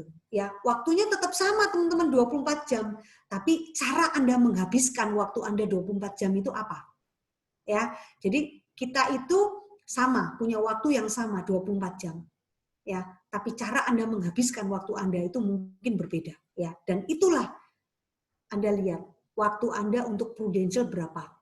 Ya, kalau Anda menginvestasikan waktu Anda lebih lama untuk Prudential, hasilnya pun jauh lebih bagus, teman-teman.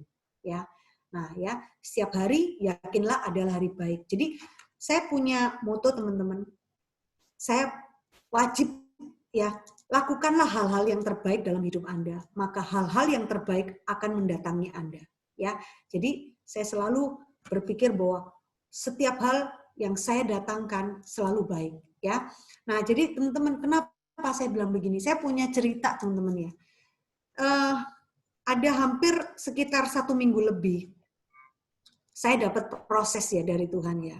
Tapi puji Tuhan, proses itu hampir membuat saya down. Lucu ya, KPM owner juga bisa down loh, teman-teman. Tapi down-nya itu bukan down gimana. Down udah males tarik urat saraf dengan Prudential gitu ya.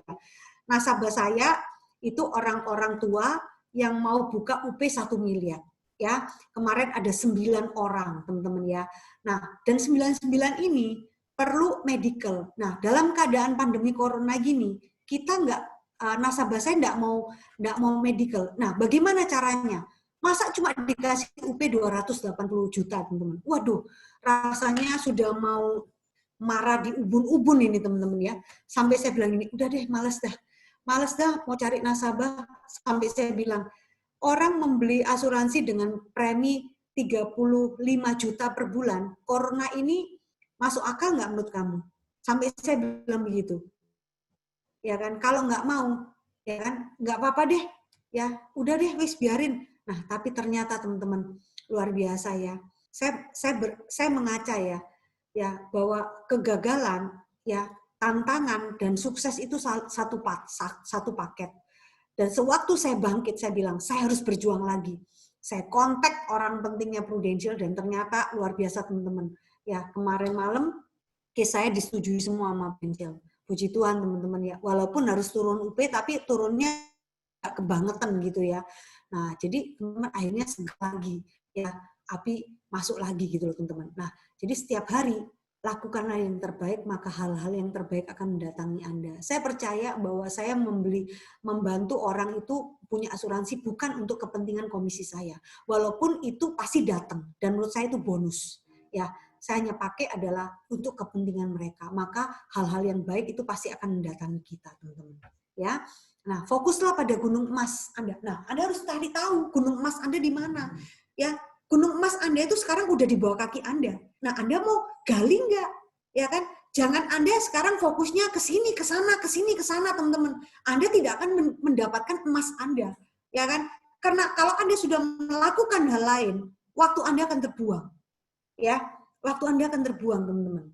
Ya, ini ada chat, tunggu saya baca. Mirip Fendi banget tuh. Wah, Fendi siapa ya? Cakep nggak anaknya ya? Nah, ya. Oke, teman-teman ya. See you at the top. itu kesaksian saya buat teman-teman tim Ericsson ya. Oh, thank you, Ce Vera. Cece luar biasa. Belum selesai loh, Ce. Ini kita belum selesai. Ini kita Belum ya? Oh, yes. belum. Ini luar biasa loh, Ce. Ce, ini kita teman-teman, kita karena waktu, kita minta cuma hanya 3 pertanyaan dari floor ya. 3 pertanyaan terbaik, kalian tanyalah yang berbobot kepada wanita tangguh. Ini kalau gue ngomong tuh wanita tangguh di Prudensial ini. Jadi ini wanita tangguh. Nah, Ce, ini ada satu yang menarik kan, Cece kan namanya agensi namanya Integrity. Iya. Pasti ada dasarnya dong, Ce. Cece melakukan itu, ada dasarnya. Dan Cece juga ada ngomong, agen itu harus punya integritas tinggi. Boleh kasih kita dong, Ce, bagi anak-anak di sini, integritas apa yang harus dipunya seorang agen yang benar, Ce? Iya. Luar biasa ya, ini pertanyaan bagus ya. Teman-teman, memang menjaga integritas itu tidak mudah. Ya, itu sangat bertolak belakang dengan ilmu bisnis sebetulnya ya. Makanya ada ilmu bisnis putih, ada ilmu bisnis hitam ya. Ilmu bisnis hitam ya. Nah, jadi kalau menurut saya ilmu bisnis hitam itu adalah menghalalkan segala cara. Yang penting Anda tercapai. Tapi apakah itu akan bertahan lama?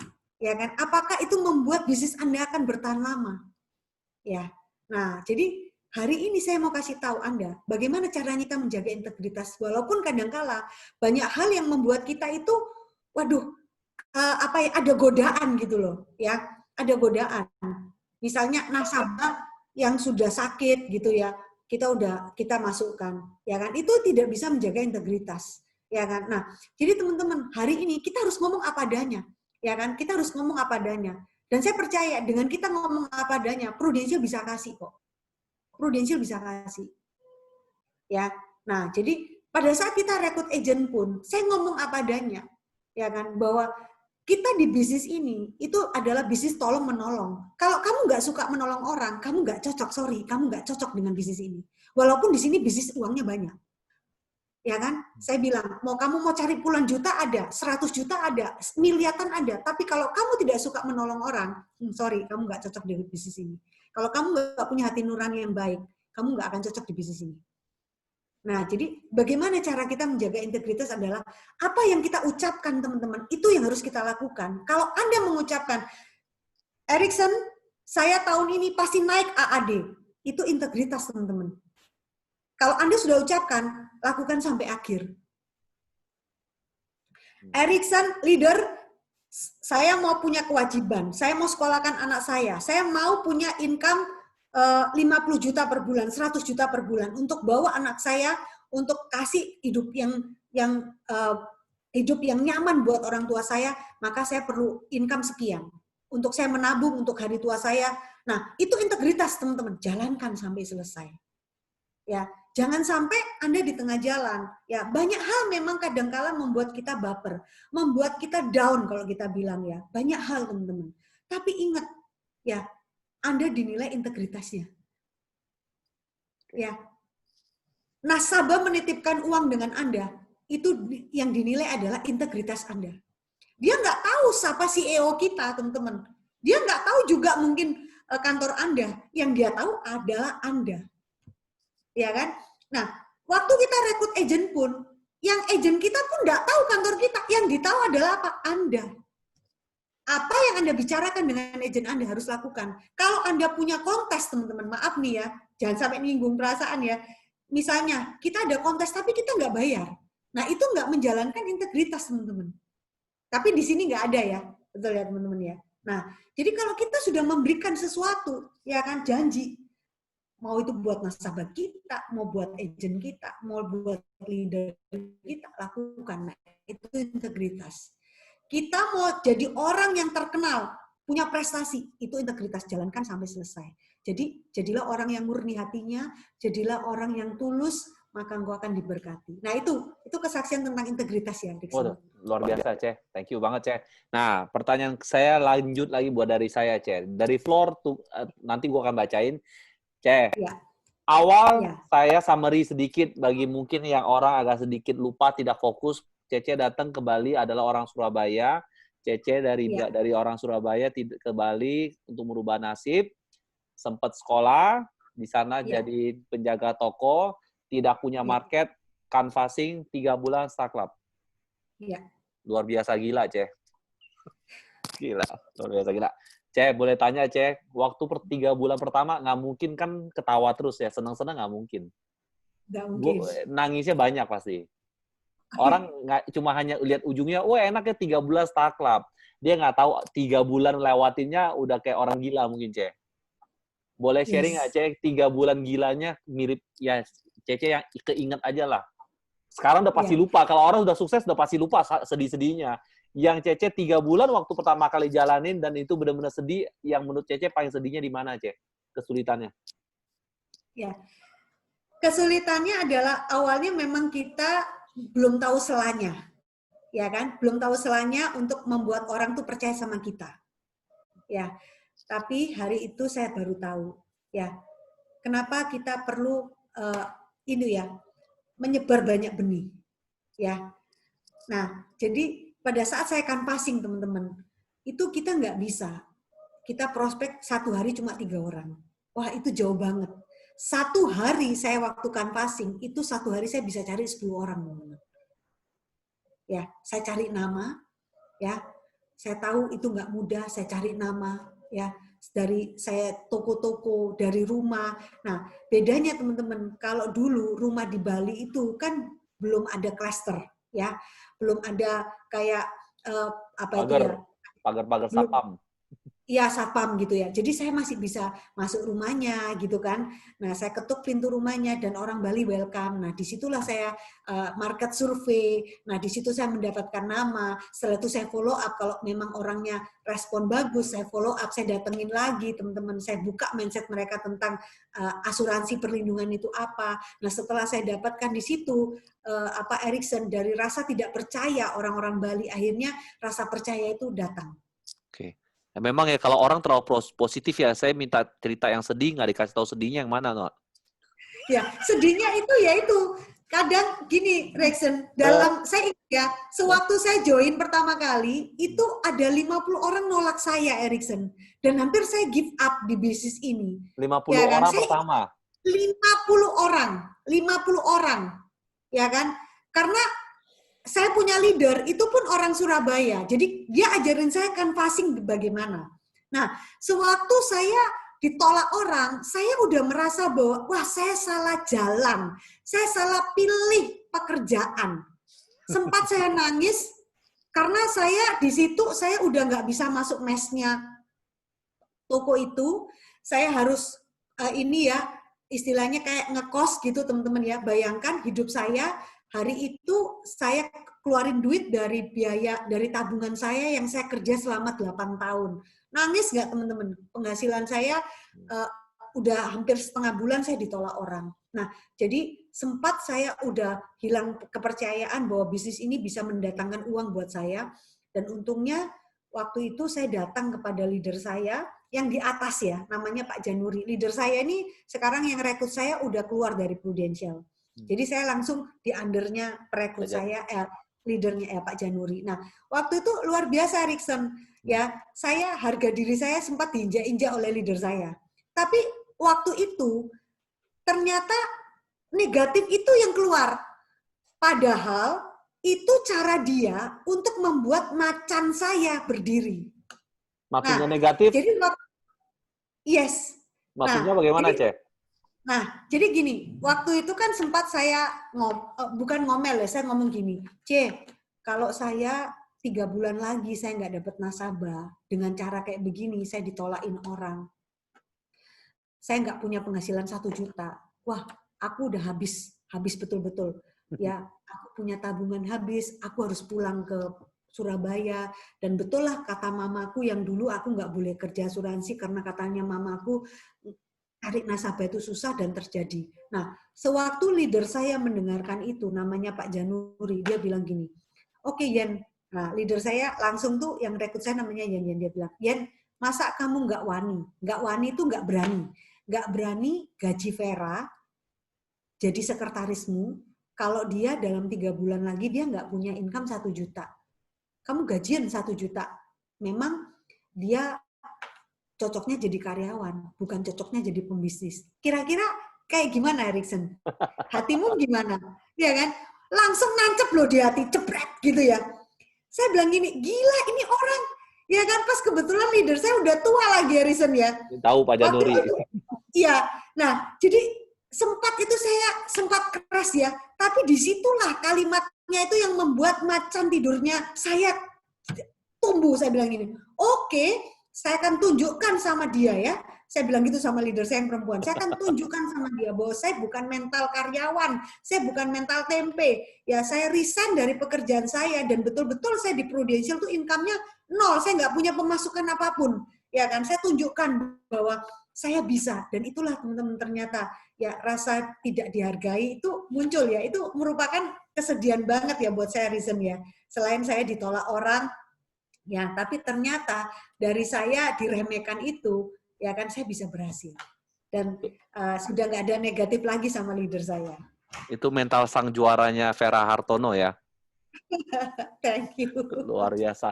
Cek Vera, ini luar biasa teman-teman. Ini saya ada pertanyaan nih. Pandemi sekarang Bali paling salah satu negara di bagian Indonesia paling terpukul. Kita tahu ada pertanyaan juga dari Flor, dari Ping Ping. Bali kita tahu juga satu-satunya ngandalin pariwisata, nggak ada pabrik.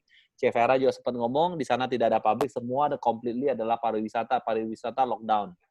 Mati. Nasabah cari uang juga susah. Tapi bagaimana tetap aktivitas jualan asuransi menurut Cece? Kenapa masih ada orang membeli asuransi di kondisi pandemik di Bali, di mana menurut saya jauh lebih terpukul Bali dibanding Jakarta? Oke. Gampang banget teman-teman. Saya menganalisa. Menganalisanya begini. Nasabah-nasabah yang terpukul itu adalah orang yang kalangan menengah ke bawah.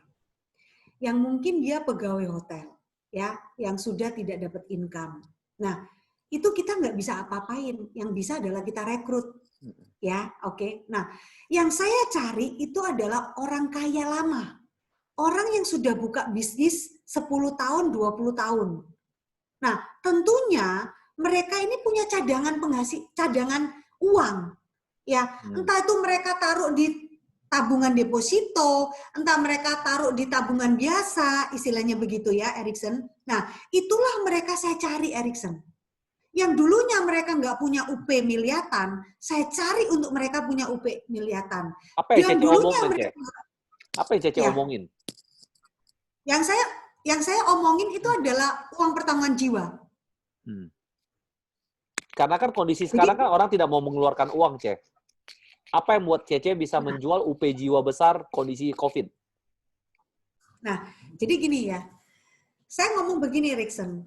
Pak, saya tahu Pak, karena rata-rata ini nasabah yang sudah saya datengin ini kan udah buka PPH Plus tahun kemarin ya, Erikson. Nah, jadi begitu saya datang, mereka pasti mikir, Fer, kamu jual apa lagi nih? Ya kan? Sudah penghasilanku udah turun nih, udah jangan jual-jual lagi gitu kan. Nah, terus saya bilang, kok betul, saya nggak menjual. Saya cuma tukar pikiran aja sih sama kok, ya kan, sama bapak atau ibu, saya bilang, diandai kata pandemi ini sampai bulan Desember, Pak, orang itu harus fokus dengan apa? Satu, kelola pengeluaran, ya kan? Dua, kelola penghasilan. Nah, hari ini saya mau kasih tahu, kalau kelola pengeluaran, itu semuanya ada di tangan Bapak. Tapi kalau kelola penghasilan, hari ini saya cuma mau kasih saran nih Pak, menurut Bapak, bagaimana caranya Pak? Bapak tetap dalam kondisi seperti ini, ada nggak keinginan untuk bisa menambah aset? Bisa menambah kekayaan dalam hal seperti ini. Kenapa Pak? Banyak hal loh Pak yang Bapak bisa lakukan untuk menambah aset. Satu, ya kan, Bapak bisa kasih warisan buat anak. Dua, Bapak bisa menggunakan untuk perlindungan income Bapak. Ya, tiga, kalau Bapak mau memperluas bisnis Bapak dengan cara bagaimana? Nah, ini Pak, saya punya cara untuk perlindungan modal usaha Bapak. Mau nggak Bapak dengar, Pak? Nah, jadi saya kasih sebuah masukan buat dia. Kalau hari ini susah banget kan, Pak, kalau misalnya kita mau beli aset lagi. Nggak mungkin kan, Pak? Bapak mau beli ini aset, Pak, dengan nilai 1 miliar. Artinya, Pak, kalau hari ini orang kaya kerja, saya bilang gitu, Pak, biasanya, Pak, kalau orang kaya itu kerja, dia bukan untuk cari uang, untuk bayar biaya hidup. Tapi yang dilakukan oleh orang kaya sebaliknya, Pak. Orang kaya kerja, bisnis untuk menghasilkan aset. Supaya aset ini bisa membuat dia lebih kaya, membuat dia untuk memberikan kehidupan yang turun-temurun kekayaan ini tetap terjaga untuk anak cucunya. Nah, pertanyaan saya, Pak, dengan pandemi corona ini, ada nggak sebuah kepastian Bapak bisa menambah aset lagi? Sedangkan income turun, Pak. Ya kan, Pak? Misalnya contoh, Bapak mau menambah kekayaan 1 miliar lagi. Berani nggak Bapak beli tanah, Bapak utang bank dengan kondisi seperti ini? Saya tunjukkan ya, Erikson, caranya seperti itu. Oke. Nah, berapa yang harus Bapak keluarkan kalau Bapak menambah aset 1M? Ngerti Gitu saya. ya. Nah, Oke. kalau Bapak beli properti, Bapak harus hutang dengan nominal cicilan plus bunga sekian. Nah, ada nggak cara lain, Pak, untuk Bapak bisa menambah kekayaan Bapak? Nah, karena manfaat dari kekayaan ini banyak, Pak. Satu, Pak. Apa, Pak? Tiba-tiba, Pak, Bapak ada sakit kritis. Bapak yakin nggak modal usaha Bapak tetap ada? Nah, saya jualin adalah apa? PCB 88, bro. 5 tahun ya, Ya, Cek? kan? Ya. Jadi itu yang saya jual buat mereka. Nah, kemarin saya tutup 300 juta itu untuk modal usaha buat yayasan. Modal usaha buat yayasan, Cek. Ya. 300 juta API? Ya, 300 juta API. Yayasan. Yayasannya sosial dong masih ya? Yayasan sekolah. Ngomongnya apa, Cek? Ini agak unik, teman-teman. Ya, nggak tahu ya teman-teman, tiba-tiba aja saya dikasih hikmat dari Tuhan, ya kan? Saya cuma tanya sama mereka, ya ngobrol-ngobrol biasa sambil makan, ya. Saya ajak dia makan, terus saya bilang, Bu, mau tahu aja saya visi dan misi sekolah ini apa sih, Bu? Terus dia bilang, ya saya mau bertumbuh untuk ngasih pendidikan yang terbaik buat anak-anak, ya kan? Nah, Bu, untuk misi itu ada nggak harapan Ibu bahwa suatu hari Ibu bisa mendirikan SMA, universitas, ya kan? Bahkan Ibu pernah nggak kepikir? Ada, dia bilang. Bahkan Ibu pada saat Ibu sudah nggak ada pun, misi dari sekolah ini tetap berjalan. Nah, terus dia bilang, dia diem, Erikson. Nah, disitulah saya masuk. Bu, misi dari sekolah ini tetap bisa Ibu wariskan kepada generasi penerus Ibu dengan catatan ada modal uang cash yang besar. Betul ya? Betul ya? Ibu mau nambah kelas, Ibu mau nambah sekolah, mau nambah universitas, ya dengan harus ada modal yang besar. Nah, modal yang besar itu Ibu bisa cari dua. Satu, Ibu hutang bank. Ya kan, kalau Ibu mau 10 miliar, Bu, misalnya saya bilang 10 miliar, artinya Ibu mesti punya uang yang 10 miliar. Ya kan? Nah, cara yang tergampang, Ibu pinjam uang di bank. Kira-kira perlu berapa cicilannya, perlu berapa modalnya, dan harus ada nggak satu kesanggupan dari sekolah ini untuk menyicil. Nah, cara yang kedua, yang paling simpel dan paling murah saya bilang adalah apa? Asuransi jiwa. Maksudmu apa, Fer? Nah, pengurus di sini ada berapa, Bu? Ada 9 orang. Nah, 9 orang ini, kalau hari ini, ya kan, dia meninggalkan apa untuk yayasan? Kalau hari ini, Ibu sebagai pemimpin yayasan memberikan UP jiwa senilai 1M untuk yayasan ini, bisa nggak yayasan ini punya modal untuk memperluas misinya? Mana yang Ibu lebih murah? Ya kan, saya tunjukkan. Dengan biayanya sekian, premi sekian, ini dengan cicil bank. Kalah jauh. Lebih murah dia beli UP jiwa. Tapi kan pasti pertanyaannya kan ini kan bisa diperluas ketika meninggal, Cek. Bener ya? Iya, terus saya jawab. Loh Bu, emangnya Ibu mau memperluas sekarang? Kalau Ibu mau memperluas sekarang, ya silakan Ibu utang bank. Nah, pada saat nanti ada satu pengurus yang meninggal, UP keluar, bisa nggak untuk membayar utang itu? Jadi memastikan mimpi itu tetap ada ketika nggak ada. Yes. Yes. Jadi impian ibu tetap ada walaupun ibu tidak ada. Dan pengurus ini udah berganti kepada anak cucu. Tanpa menyusahkan mereka. Keren ya, di kondisi pandemik, closing 9 nasabah, PCB 88, 1M per orang, 300 juta API. Bukan PCB, bro. Saya beli Prulingtem. Oh, Karena Lingtem. mereka udah nggak bisa beli PCB. Oh, 68-an ya, Ce? Ya. Luar biasa, Ci Vera. Ce, ini pertanyaan di floor mungkin saya lagi ada pertanyaan dari Octavianus, mungkin saya nggak directly dengan kasusnya dia, mungkin adalah untuk secara overall, bagaimana Cece untuk 3,5 bulan ini bagi orang-orang yang ingin fight AAD, ingin fight AD, ingin mencapai Star Club atau Production Club, menurut Cece, apa yang harus mereka lakukan, siapakah yang harus mereka cari, dan bagaimana polanya, Ce? Karena waktu tinggal 3,5 bulan. Oke, ini kita berbicara tentang agent dulu ya. Agent ya. Nah, kalau agent, kembali lagi, teman-teman ya, kita mau memonitor orang, itu kalau dari kerelaan agent tersebut mau dimonitor. Ya, mau di-coach istilahnya. Nah, karena apa? Kalau dia tidak mau kita monitor, dia akan lari. Betul ya? Nah, pada saat dia mengizinkan saya, ya kan, dengan cara apa? Ya, kita komunikasi yang baik. Ya, kita tanya apa kebutuhannya dia, apa yang dia perlukan, apa impian besarnya dia, apa targetnya yang betul-betul dia inginkan untuk dia realisasi di tahun ini. Nah, seperti itu. Yang kedua, saya tanya, kamu butuh nggak bantuan dari saya? Nah, kalau dia bilang butuh, betul? Betul. Oke, kalau begitu bantuan dari saya adalah saya membantu kamu untuk mengawasi kegiatan kamu. Yang kedua, apapun yang kamu perlukan, ya kan, kamu silakan tanya sama saya. Baik ide selling, ya, baik masalahmu kalau kamu ditolak sama nasabah, kamu datang ke saya dan saya kasih. Dan puji Tuhan teman-teman, setiap kali ide selling yang saya berikan buat agent-agent saya, mereka pasti manjur semua. Karena ya, tinggal leadernya top sakti. Lebih rajin. Terima kasih. Leadernya sakti, gila ini sakti banget. Ce, iya, Ce, ini boleh tanya, Ce. Kan Cece 18 tahun di industri ini.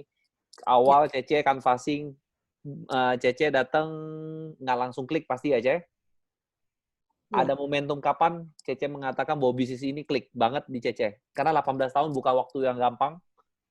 Bukan waktu yang singkat pasti, tapi nggak mungkin di awal klik. Saya percaya banget nggak mungkin awalnya klik. Ada kejadian apa yang membuat Cece klik di bisnis ini, Ce? Nah, itu saya ingat dulu ya, sebentar ya. Kejadian apa ya? Oke, yang membuat saya klik itu adalah begini, teman-teman ya. Sewaktu saya membuat plan bisnis saya, ya. Nah, plan bisnis saya itu saya buat dari saya tahun 2004, itu saya di tahun 2009, itu saya punya penghasilan kurang lebih sekitar 200 juta sampai 300 juta. Nah, ternyata Ericsson di tahun 2009, 2010 ya, 2010 ya, tepatnya 1 tahun. Satu tahun setelah saya membuka KPM Owner, ternyata income saya terjadi 500 juta. Dan itu yang membuat saya betul-betul klik dengan bisnis ini. Ya. Terus yang kedua, itu soal income ya.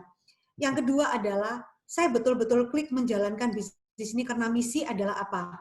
Karena pada saat nasabah saya pertama kali itu meninggal. Ericsson.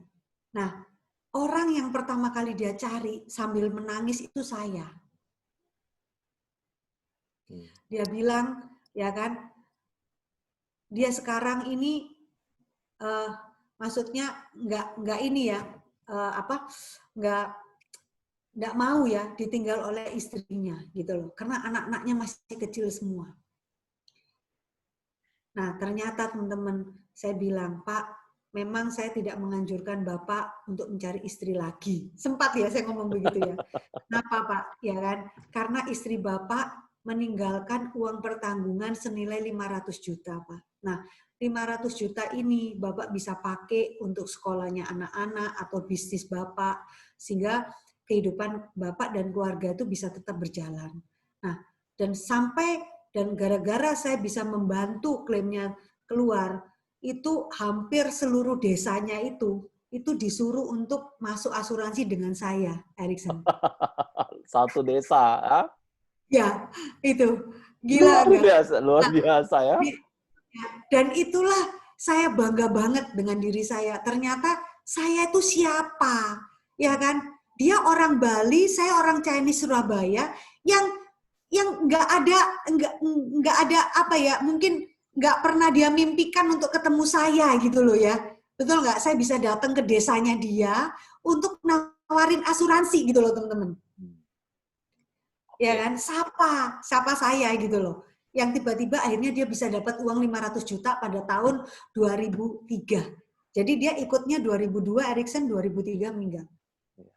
Keren ya. Dari dapat uang, dapat bantu orang. Iya, kliknya 500 juta, 8 tahun jalani bisnis ini, siapapun juga klik sih, Ceh. Vera, luar biasa pertanyaan terakhir.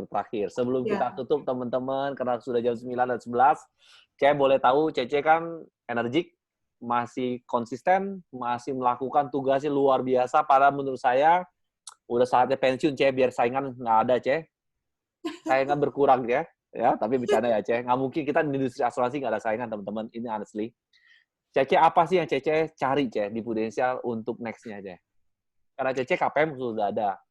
EAD sudah ada. Apa lagi mau? Apa yang Cece mau cari, Ceh? Saya mau cari agency of the year. Amin, Ceh. Gue doain, Ceh. Amin. Ya. Luar Jadi biasa. setiap malam saya menulis ini ya buku syukur saya. Saya mengucapkan saya terima kasih Tuhan. Tuhan udah izinkan saya mengelola berkatnya.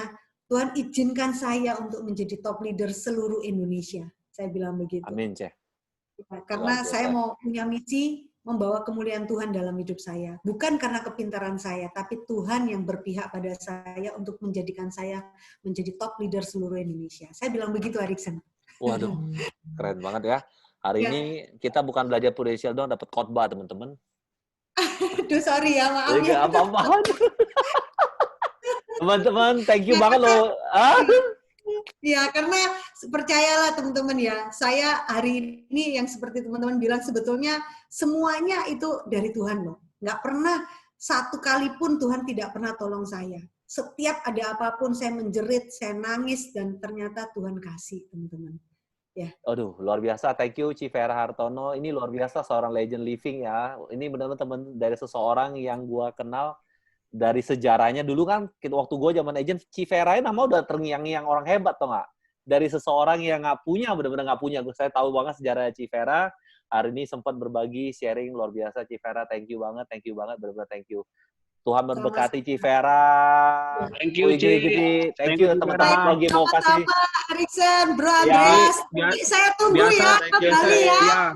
Saya tunggu kembali. Ya, ya, Andi, sukses juga. Ya, God bless you semuanya. Thank you, Civera. Silakan, Civera. Thank you. 3 bulan, ya, 3 bulan capai yang terbaik ya, teman-teman ya. Pasti, thank you, Civera. God bless ya. Thank you. Ya, oke. God bless you. Saya mengundurkan diri ya. Silakan, teman. Yo, thank you, teman-teman. Yo, Civera.